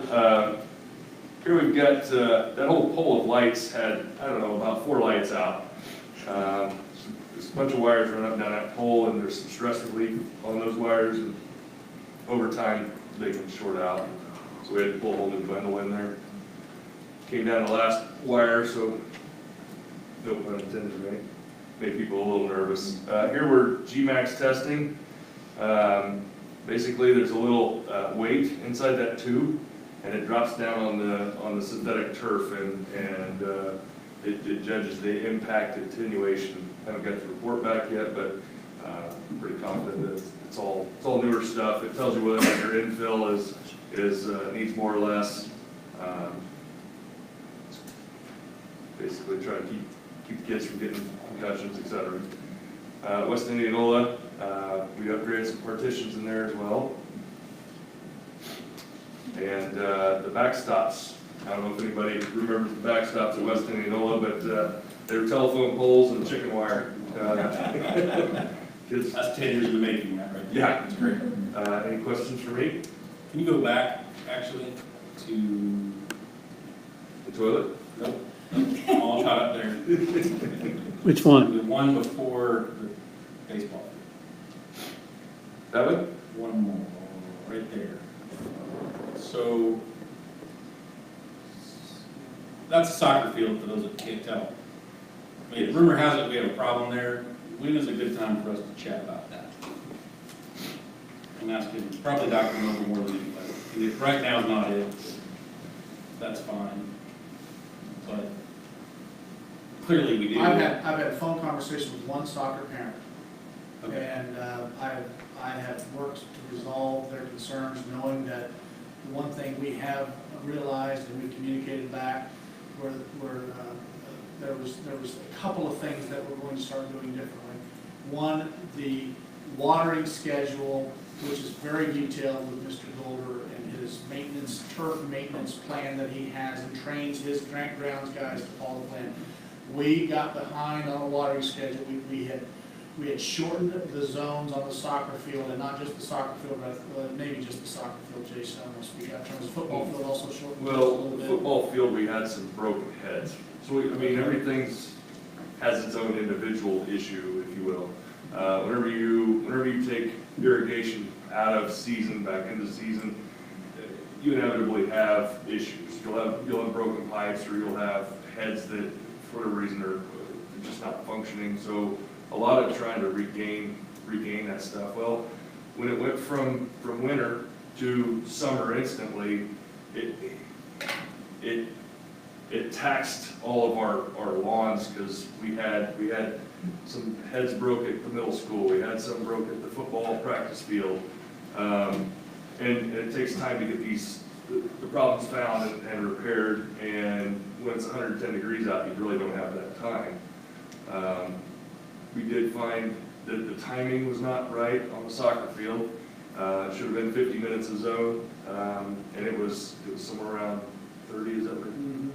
20 minutes short on each zone. So, I guess where I'm kind of leading the witness here maybe, but I think what would probably help Jason out, or whoever's taking care of this body should most likely define what we think is the quality that field should be. Because right now it seems like we're having that quality defined by our parent groups and the students that use those facilities. And that seems a little backward to me. So I'm of the opinion that if we're the folks that are going to be taking care of this, which also, by the way, I'm not sure we are the ones taking care of this. It sounds like we've got outside groups that take care of our facilities based on 20-year-ago deals that were done. I mean, that's just silly to me. I mean, if this body decides this sport is important, which I think we do, then this body ought to be the folks that step in and take care of that facility and define what taking care of that facility really means. Because I think right now we've got people backfilling and clearly complaining to different, I mean, I'm saying what I already know. Different pockets of people in this room are getting complaints about stuff, and I think that's fixable. But I don't think it's happening because we're not stepping in front of it to say, we know what the answer for that is. We're having people tell us what it should be. I think it's a problem. James, if I can address that, and I've been involved in those conversations as well, as you know. Essentially, the care of the field should be defined by our facilities department and what our coaches and athletic director need for that field to be where it needs to be. And so, unfortunately, a lot of times, people don't always work through the proper channels, and they will come to us, and of course, we're not really in the position to go to our athletic director or to our coaches and say, hey, you know, this is what it should look like. But that's it. In fact, it should work the opposite direction, to where the athletic director who hears from the coaches would then go to the principal and on up the line to Dr. Noble, to us, to where the request would be made for us. Like, for example, if the request was made to us, then, hey, we propose that this field is turfed and be considered in our core 5 plan, then that's kind of how that would work. So, but what you're saying is so true, how sometimes others try to determine that it's not actually in sync. I just think we're off a little bit. I think it's fixable. I like the feedback. They're the folks that actually use it and support it. We don't want to lose that. That's a big part of our community. Their input is obviously warranted. It's necessary. But the flip side of that is we're sideways somehow. Yes, and I think there's, to be For specific. grass, we don't need to be off on grass. I mean, that's What we have identified, we've met thoroughly. Mr. Golder, myself, Danita Fernandez Flores, Danita has gone down the chain of command and met with Mike Monahan and Brad Dietz, our athletic director. We've come back, Danita came back with a very fine-tuned report as to what happened and how we're going to address it. What we've then discovered is there are two main things that we're going to do a little bit differently to stay on top of this a little better. We are defining what we hope and expect this field to look like. And we identified that the sprinklers, the settings were off a little bit, and we're going to make sure that is done correctly going forward. And the second thing is we're doing walkthroughs now of all of our facilities in far enough in advance of opening night, whatever the event is and wherever it is, that Mr. Golder can get timely information and work orders to fix whatever it is that might be broken. Running toilets, light bulbs out, whatever the case is. That wasn't done in a systematic way. I think it was done sort of randomly and sort of maybe last minute. In fact, I know it was because the work order that came in on the broken toilet at the soccer field came in at 3:48 p.m. on the day of the soccer match. That's too late for Mr. Golder to do anything about it. And so we're working on systems. Or a light bulb in a board meeting. Well, and we did talk about, once the event starts, things will break from that point forward. So there's that system in place, and so the walkthroughs, and well in advance to me means at least 2 weeks before the first event, so he can get some help on it. Jason maybe wants it more than that. And then the second piece is, we have a work schedule on those turf fields. He's clearly defined that. We shared that with us, we've seen that. Okay, So that's going to get followed. In defense of my folks, they did not have this. It's been recently created. So, they did the best they could with what they had. Well, and I'm not trying to stir the pot. I appreciate what's been going on at that place. It's also been a crazy summer. I mean, this stuff is just kind of coming to light. There's a lot of stuff going on behind the scenes to fix this problem. My only 2 cents that I want to add for the group's benefit is that I want our body to take ownership of that. That's our field, so let's act like it. And these other side things we got going on, it's time to put a stop to that. I mean, there's a way to have people help and put their stamp on it and contribute, but that doesn't make a lot of sense to me to rely on it. And if we think that's an important part of our programs that we offer, then this body ought to be taken care of. Whatever taking care of it means. I'm not saying turf, I'm not saying 40% more water, I'm not getting into that, I don't care about that. I just want it to be owned, the responsibility by this body, not rely so heavily on outside groups to get us where we need to be. Because then they're the ones that come to us and say, well, you're clearly not holding your part of the bargain, and that's not fair. I don't think that's accurate. Yeah, and James, I agree that it is our responsibility as a district to make sure that and thanks to Mother Nature and the rain, it doesn't quite look like that. And I know Jason and his crew did a major cleaning project and cleaned the stands and all of those sort of things, and made it pretty spiffy before game time. So, thank you. Yeah, Jason, my son did get a concussion in the complex the other day. It was the concrete he hit his head on, but can you rubberize it? Yes. We can do anything. With enough notice, he can do it. I've seen that stuff at Ace, you just spray it on. I have one thing to add, Mr. President. As we've upgraded all of our buildings in the district, I see the sense of pride that students have in walking into the buildings, and I feel like Pleasant Hill has definitely been left out, and I don't think that it should be an aspirational school by any stretch of the imagination, but I'm concerned about the message we send the students who are attending Pleasant Hill. What do you mean by left out? If you look at kind of the front of that building, it has a different vibe than the rest of. From an exterior perspective? From an exterior perspective. I just think that from just if you were driving past it or you were looking at it, if you're going there. Because I thought you were talking about the inside. I'm no, like, man, not the inside, just kind of the message that kids get as they walk into the building. I just thought maybe that was something the board could consider in our core 5 plan of just what message are we sending those students and the rest of the community about the value we place on them. And Ms. Evans, I know you were unable to go on the tour, Uh-huh. and the interior of Pleasant Hill. Oh, I've been in. Okay. I've been in there, but I just, this It's is more. absolutely fabulous, but I understand what you're saying about the exterior, because the exterior. I don't think look the people in our same. district Yeah. have the chance to Yeah, it does go. look the same, you know. Yeah, that's But, well, we did fix the ephes on the north side. But, yeah.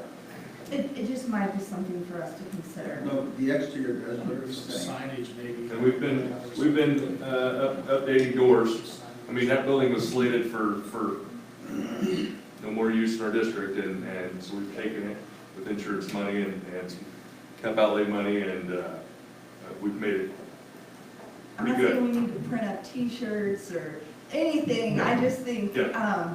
like, when a kid gets there and walks in the door, what message do we send to them? For their parents, so they make sure that they feel like their children are just as much Vikings that are valued as any other student in any of our schools. Anything else? Thank you, Jason. Good job. Okay. Friends, Laura, no, not yet. Okay, technology. Okay. Our board docs is gone, and so. It's back. Did It it came come back. back? Yeah, mine. Refresh. Red adjournment. Well, I don't have any pictures, but I do have some web ticket summaries. You can see they've gone up dramatically since school has been back in. And I highlighted the one-to-one because that's the majority of our web tickets. And I think it's over, as you can see, I thought it was kind of nice to look back on the same time period last year, and the web tickets are up. And I think that that's just that the kids are more comfortable with the computers. We're seeing more and more screen breaks and things like that, which we anticipated. So, some other projects that we've done is Project Lead the Way. We had to buy all new computers for those classrooms at the middle school, so we've been setting those up. They needed a whole lot of things, so it was a special order computer. It's just taken some time, and we're continuing to hand out computers to students that are finishing up their online enrollment process and paying fees. So we've been pretty busy. I did also want to share with you that you know that we've used PowerSchool for our student information system since 2003. Well, our registration system was InfoSnap.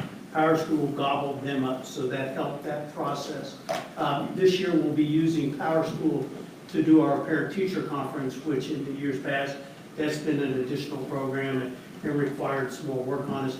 This year, everybody's in PowerSchool, parents are in PowerSchool, so that will be a real easy transition. And keeping that in mind in our strategic goal of number 4, to optimize and make things better, the 19th of this month, PowerSchool is bringing in some representatives to show us their new financial package. And their financial package includes an HR package along with accounts receivable and accounts payable and time cards. So the integrations there are a lot less work for us, worth looking at. PowerSchool also did just acquire our substitute teacher system, so now teachers won't have to go to another place to call in an absence. They'll do that through PowerSchool. They'll be able to check their time cards if we decide to go that direction. So we're just looking at that strategic goal number 4 of optimizing and less work and letting technology do it. And PowerSchool will probably own the world before long. So the next. I'll let them fight Skyrim for it, probably. One of them will win in the end. Yeah, that's right. It'll be a battle. It'll be bloody. So. And any questions for me? Good. I like coming last because you guys are tired. So, thank you. Thank you.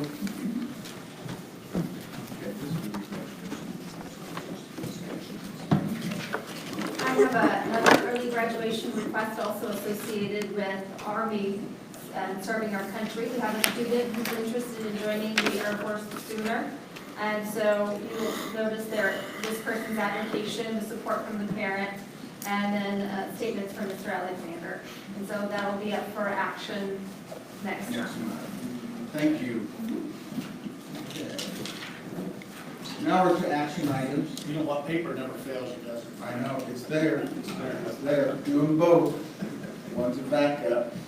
Okay, strategic plan document. All right, so in front of you is the handout. Speaking of paper, you have a copy of the final version. Now understand the final version is always subject to evolution and change and input from board members as we move forward. And as we accomplish things, we can certainly add new things. As new things come to our attention that we want to address sooner rather than later, that can certainly become a part of the plan. But as you know, what Candace brought to us was her eye for design and simplicity, taking a pretty involved process and putting it in a trifold. And on the left-hand side, you see the goals. In the middle, you see our objectives, color-coded to the goals and numbered to the goals. And then on the far right of the trifold, you can see our measures. Now, folks, these are our board members. These are our what I'm calling our public measures. By that, I mean they're easier to understand to the non-educator, which we've got to realize most of our people that are involved in the results of this plan are non-educators. They're our patrons. They're our kids. It has to be understood. The media has to be able to understand it and hold us accountable. The whole piece is there. These are our public measures. Behind the curtain, so to speak, we have all of the measures that we still have in place that we shared with board members, from utility bill usage to copier usage to number of discipline referrals to you name it. We're probably tracking it. Employee retention rates, things of that, attrition rates, things of that nature. We still track all of that data, but to put all of that here becomes so cumbersome that you sometimes get paralysis by analysis. And we need to keep it simple and to the point of what really matters. And so our team went back and identified, your administrative team went back and identified what we believe the public will be able to sort of absorb and understand, and that we can communicate to them effectively what these measures mean. So quickly, the early learning initiative, the early learning measures is the IGDs assessment. IGDs is the development indicators of early math and reading literacy. And we assess it at age 4. Our target in 5 years is to have 80% of our students meeting or exceeding that benchmark. Then we also do the ages and stages questionnaire at kindergarten age, but that's measuring the effectiveness of our preschool programming. Because we do that kindergarten assessment, the parents actually assess their own children with that assessment. Our target again is 80% kindergarten ready. Elementary, we have our DIBLS, the dynamic indicators of basic early literacy. Many of your children have probably gone through the DIBLS assessment and you have some idea of what that measures. It measures math and reading both. We're doing that for all of our elementary kiddos, and we want 80% to meet or exceed benchmark. That's actually a DIBLS goal and a DIBLS target. We're just adopting that target locally. The math, or then in addition to that, we have the math DIBLS there, as you can see, and then we have the Kansas Assessment Program. This is your state assessment piece, okay? They call it the CAP, Kansas Assessment Program. Of course, we're measuring that in 3rd grade, 4th grade, 5th grade, 6th grade, because we take it every one of those years. But publicly, we're reporting the 6th grade math performance, because in elementary school, what's the saying, folks? We all teach 6th graders, right? And in elementary and middle school, we say we all teach 8th graders, and in elementary, middle, and high school, we all teach seniors. And so that's how we kind of philosophize, that's our philosophy around that. Middle school then. The CARI assessment is the content area reading indicators, and again, 80% meeting or exceed benchmark in that reading test. The MAP test for middle school is the math measures of academic progress. That is a growth assessment. It's very individualized and personalized. It's an adaptive assessment. So if your child has taken this, and my children have, your children have taken this if you've had middle schoolers, that test, if I answer a question right, it gives me another question. I answer another question right, it gives me a more difficult question from another set of pool in the software. And I get that one right, it gets more difficult and challenging as I go along until it finds that sweet spot for my knowledge of math. Same thing is true on the inverse of that. If I miss a question or two, it starts pulling from a different pool of questions until it finds my sweet spot. Over the long haul, it norms my score on a RIT score that is compared to a national norm. It puts me on a bell curve as a student compared to my peers. And then it sets your growth targets, individual. So mine would be different than Mr. Henderson's and different than Sherry's. And my growth target would be maybe 8 or 10 percentage points for a RIT score points, while Frank's might be 15 to 20% growth. And so we really base that on growth. So you'll see that our goal then is to have more than half of our students meet their projected growth indicators. So that's why that's 55% will meet projected growth. And then you can see the assessment program for all of our state assessment scores. We want to increase that by 7% in the top 2 performance categories. Now folks, our state has defined the top 2 to be college and career ready. We're on track for college readiness. This is a pretty rigorous performance level, levels 3 and 4, and to increase that 7% over 5 years is going to be a challenge, but we believe that's where we need to head to make sure more of our kids are college ready. Not that they need to go to college, but they need to have that opportunity to make that choice. Then in high school, you can see the state assessment, the KAP for 10th graders. Again, that 7% increase for goals 3 for performance levels 3 and 4. You can see the pathway concentrators. These are our CTE pathways. You may remember we went from 9 pathways to 24 pathways. We had completers. How many students do we have complete this past year, Danita? You had that? 255. 255. We want to have over 300 students complete pathway concentration in the year 2023. The ACT score is something that most of our parents understand. When we talk about ACT, they get it. They know what that means. They know what it is. Currently, our composite is 22.1 composite. It's difficult to move that needle, but we want to move that upward to 23 composite score. That's an average composite score for all the students that take it. Now remember, we're becoming a state that makes the ACT available to all juniors. So our testing pool likely will increase.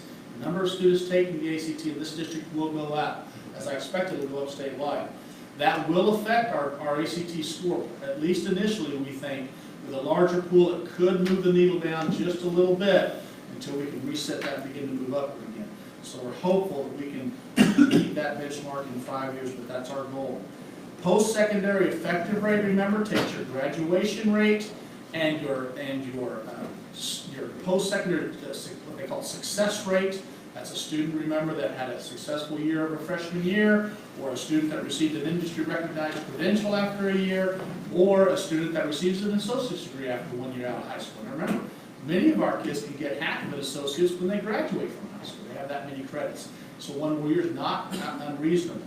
But any of those students, then you take that, our goal, right now we're at about 50% effective rate for our post-secondary students. We want to move that up to 70%. That's an aggressive 5-year goal. That's the state's goal, frankly. We're trying to get everybody 70%.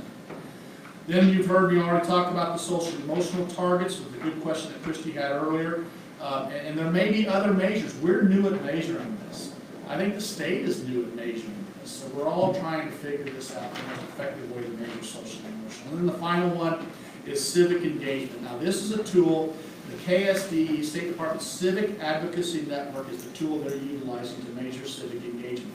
This is the tool that we were measured against to get our Promising School Award that Danita spoke about earlier. Our high school received an award. We met enough of those targets on that measurement to get recognized. We want all of our schools to get enough targets to get recognized. That's our goal. And we'll share that out a little later. Danita, I want to make sure we share that measure to the board so they know what we're measuring, the Civic Engagement Award, because there's bullets, it's all spelled out there. They have the document. The board has the document? Where do they have that? In the Promising practice. proxy practice. Oh, it's in your agenda item Yeah, for it's policy in the- practice with it's the with Blackboard those versus, excuse me, with the board docs. Yeah, exactly, yeah. All right, good. So it's in there, you can see that measure, so you can see what we're trying to accomplish there. I'm just, and then on back, you can see our snapshot. That district snapshot will be upgraded every year when we get the new data in. This printing was done in-house. Candace ordered the paper, and we do this in-house. We don't print a ton, we print just what we need until something changes, we can print some new ones. Our goal is to have this in the hands of anybody we talk to. If we're out in the public, or in board, you're the same way. We'll share these with you. It's an easy document to share and talk about. It keeps things pretty simple, concise, and in front of people. So I'm open to questions for the board on this plan. It's been in front of you for many months now, and it's ready for your approval. It's really nicely done. So the looks look nice, and that's a lot of information to arrange in a very readable way, so thank you. Is this anywhere on where the public can pull it up on the web? It will be on our website. The board approves it, yes. And there's a link to it in board docs. Right, yeah. There. Eventually, yeah, it'll be on our website. Okay, board members. I move to approve the strategic plan for 2018 to 2023. Okay, moved by Carl, do we have a second? Question. Did you have a second? Did you second, Keith? Okay, seconded by Keith. Is that ma'am? Are we just approving this public aspect of the document? Is this what we're voting on right now? Or is it something bigger than that? To me, it's bigger than that. To me, this sets the vision that you want this district to move in, the direction you want this district to go. Okay, but this is what we're voting on right now, is what's on this piece of paper? Or is it the more comprehensive look at what we've seen? Are you looking for I a think- document other than this? No, I want to know what I'm What you're putting your agreeing vote to. behind, yeah. I think you're voting on this. I think publicly you're saying, I'm voting on this. Behind the scenes, we might be working on things specific that might be a half a dozen or more things that are dealing with, I don't know, item 3.1, ensuring district safety and security and all that sort of thing. But you're voting that we're going to do 3.1 as part of goal 3, which is providing safe quality schools. And then we're going to measure safe schools. Oh yeah, here's the other thing. We're not measuring individual departments. We're not going to track utility bills on this public document. What we believe is, when we brought this to you all, our end product is student success. Everything that we do ought to have a result of student success. That includes an efficient operation, efficiency of utilities, whatever, staffing, a little bit. It needs to go to this. So we're only tracking student success. If something's impacted here, we need to take a deeper look as to why we're not meeting those targets. So to answer your question, yes, I think to get down to the core part of your question, you're voting on this document, what's contained here. Okay, so we're not saying, and I don't mean to belabor this, I just think it's our strategic plan, it matters. So when it talks about transportation being safe and timely, we're not saying a student will be on a bus less than 45 minutes. Right, we're not saying We're that. just saying what's on this piece of paper. Right. Got That is correct. Yeah, Got it. good clarification. Okay. Yeah, Excellent question. yeah, good question. Dr. Noble, are the target numbers for 2023, you just have to forgive me, I just cannot remember. Is that new to us? Yeah, this is the first time, I think, that we've ever really measured the success in our strategic plan with quantifiable data. I think so. I would vote yes tonight, but there are a couple of items that I think I'd like to dive into, specifically with the pathway connectors and the ACT scores. Okay. There was 300, I mean, I don't need to go into that tonight, but I would like to talk with you. This is the about it. time to do it. Well, I don't know that it is because I don't have a problem with what's here, other than the 300 looks low to me and the 23 looks low to me. And I only say that, and I can appreciate the fact that it takes a mountain to move a district to go towards that many students in pathways. But we're already at 255, we're talking about 5 years out, only 50 more kids. Another one is, we used to have a pretty stagnant ACT composite score for a long time. And Fred will remember that, I know Frank does. We actually put a committee together, this is like 7 years ago. That's part of that community. To try to improve those numbers. And I don't know that 23 is our magic number, so you gotta take a stab at it. So that's why I just wanna put it out, I like what's in here, this is impressive. I'll vote yes for this, but I think there's a way to push that even a little bit further. And I totally respect the fact 23 is a hard number to hit. I don't know what the right number is, but we did poke into this and look at different ways we could improve, you know, the ACT prep courses, or, I mean, go from good enough to great, and we really tried to do that. And we did that. And so I don't know that 23 is our number, but I'm happy with what's here. I'd just like to take another look at maybe stretching out even further. And I think it's a pretty good number. Lanier, do you know what our average was this last year? You said 22.1, right? 22.1. But it's been that, maybe Ms. Monahan knows, it's just staying around that number too, right? Well, a few However, years that back, it was- 22.1 is for a limited number of students. Right. Only the ones that They're are saying, I taking it. am going to college Understand. and I'm working hard at this for. Moving forward, all of our students are gonna have access to this assessment, those planning and those just kind of considering it. And so that's gonna play a role. Absolutely. Because the potential would be to actually see a lower score because we're dealing with a larger number of students. And even those that may not necessarily be going to a four-year college. So, but again, Mr. Adams, these measures can still be adjusted. Yeah, no, but, A year from now. I know how that works, That totally was fine with my it. understanding with this Now. plan, is that this is the framework. It's a and plan, it's trying to right, get specific, right. but also knowing that 5 years in the field of education, there's a lot of innovation that goes on, there's a lot of changes. So the fact that this, well, you know, that this is somewhat of a living document, even though we're saying, hey, this is our plan looking out the next 5 years, there's things that we can't anticipate at this moment tonight that things will have to be tweaked along the way. Absolutely. Even if you look back where we were 5 years ago, now, we are leaps and bounds ahead of where we were then. And we have facets of education that we weren't even thinking of 5 years ago. We didn't nearly have the career pathways that we have now. And those were able to develop just over a very short period of time. The other component with the concentrators is that the state does not allow us to count our kids double. And so if you think of an enrollment of a particular class, our senior class, for instance, is 300. And so trying to schedule us to make sure every student has the ability, who's interested in, to complete a pathway. That's helpful. I'm about stretching as far as we can and doing more with what we have, and so I appreciate that. Good to know. Learning without limits. So we're reaching out, we're stretching to the new adventure. Nobody gets going. There you go. Somebody get There you there. go. Let's see what's out there. See what's out there. Absolutely.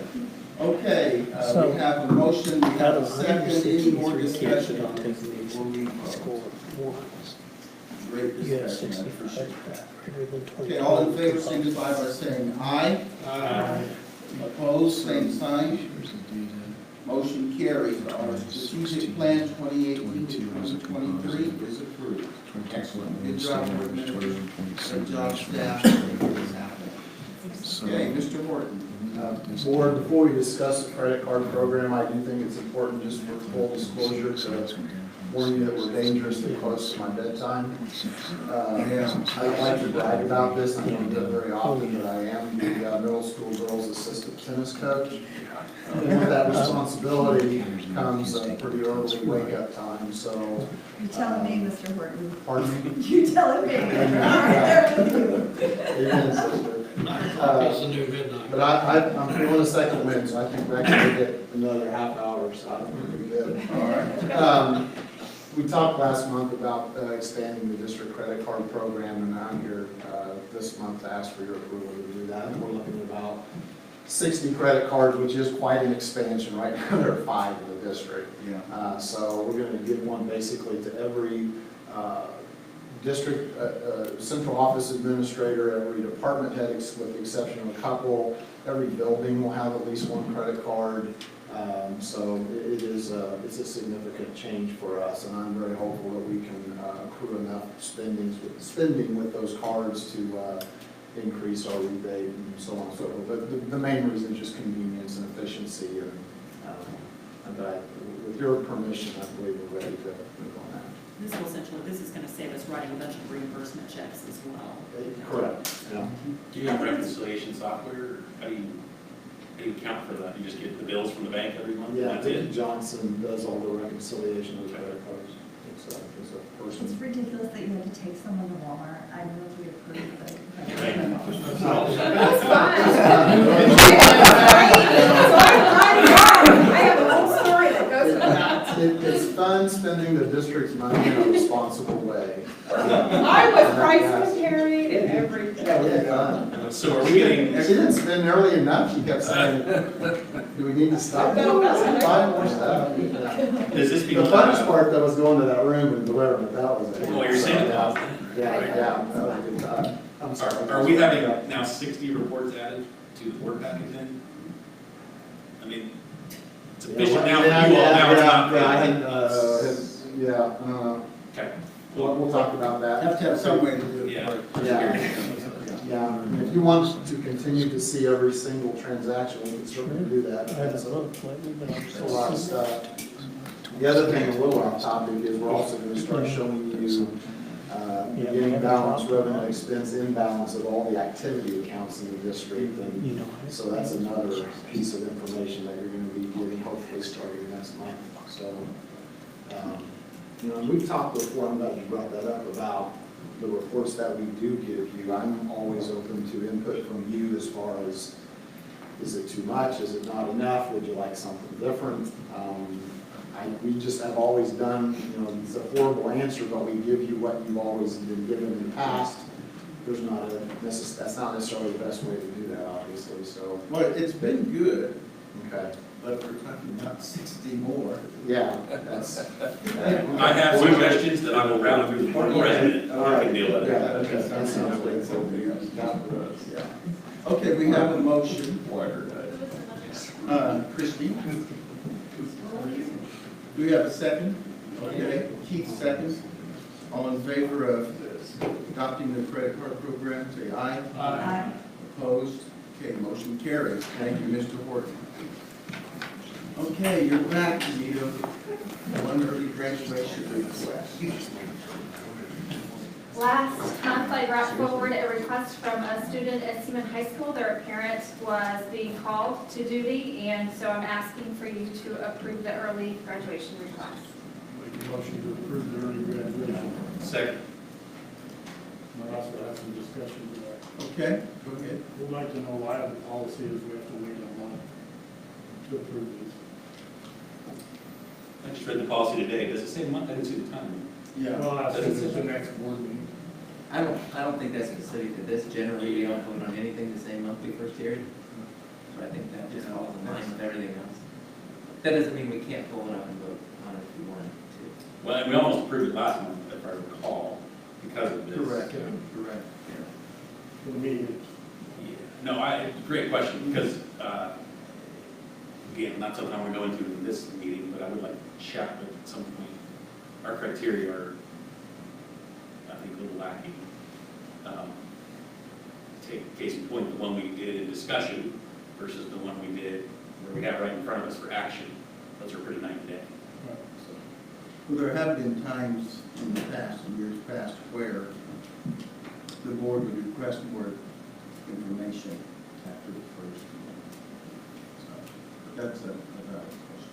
But it wouldn't be beyond the realm of possibility for a motion to be made to be shot down and wait for the next meeting, correct? Correct. Yep, absolutely. Okay, we have a motion and a second. All in favor of approving this graduation request, say aye. Aye. Opposed? Okay, approved. All right, Mr. Perrin. Give you a quick update. As you guys know, you voted several months ago to move our Plan 125 for American Fidelity to KASB's Risk Management Department. As part of that, we got their Employee Solutions Program, which we did online open enrollment for our benefits this year for the first time ever.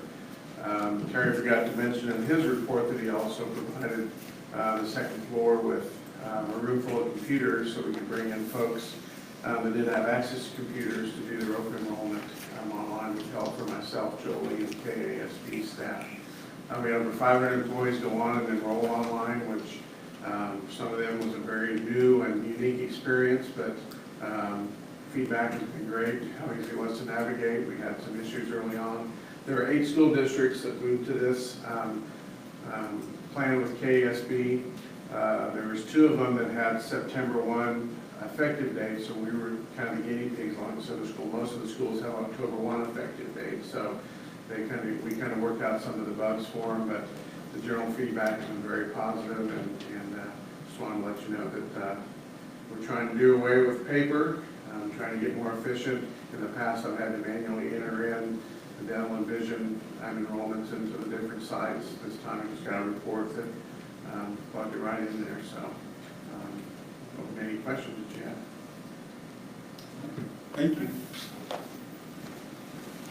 Okay, we're on to our last item of executive session. I will move that we go into executive session to discuss an individual's employees' performance pursuant to non-elected personnel exception under COMA, and the open meeting will resume in the boardroom at 8:25. Second. Okay, second. We might need to do that. Okay. All in favor, say aye. Aye. Okay, well, let's roll.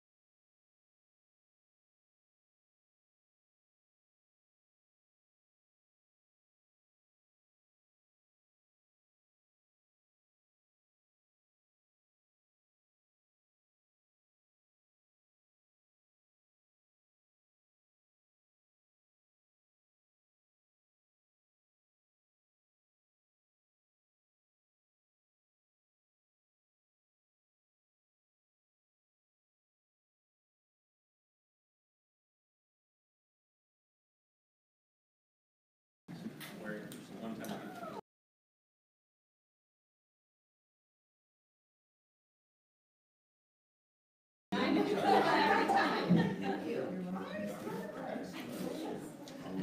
we're official.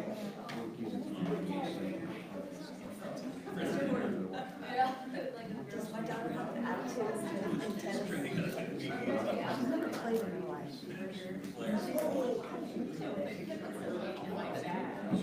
So that I make sure I have this, I sort of like wipe every.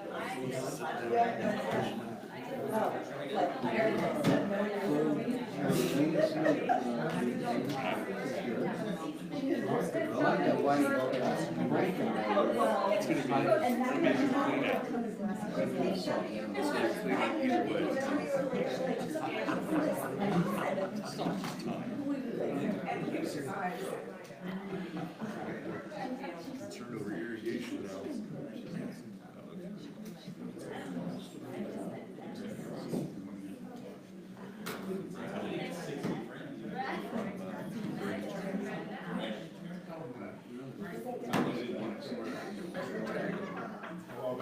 Magnet.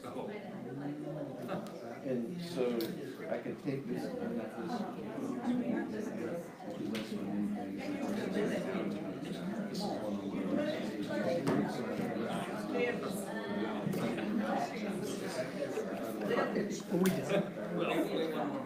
Oh, okay.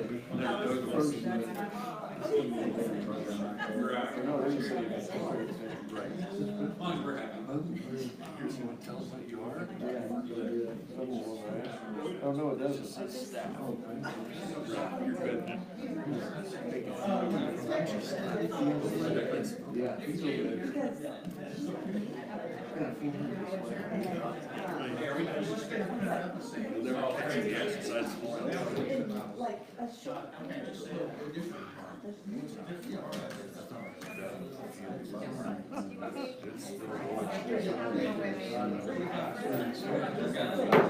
All right, we're good to go. Anything else for the quarter of the good? All right, seeing none, meeting adjourned. Thank you for your time tonight. It was a long meeting, but it was good. We heard from the kids, and that's what was most important.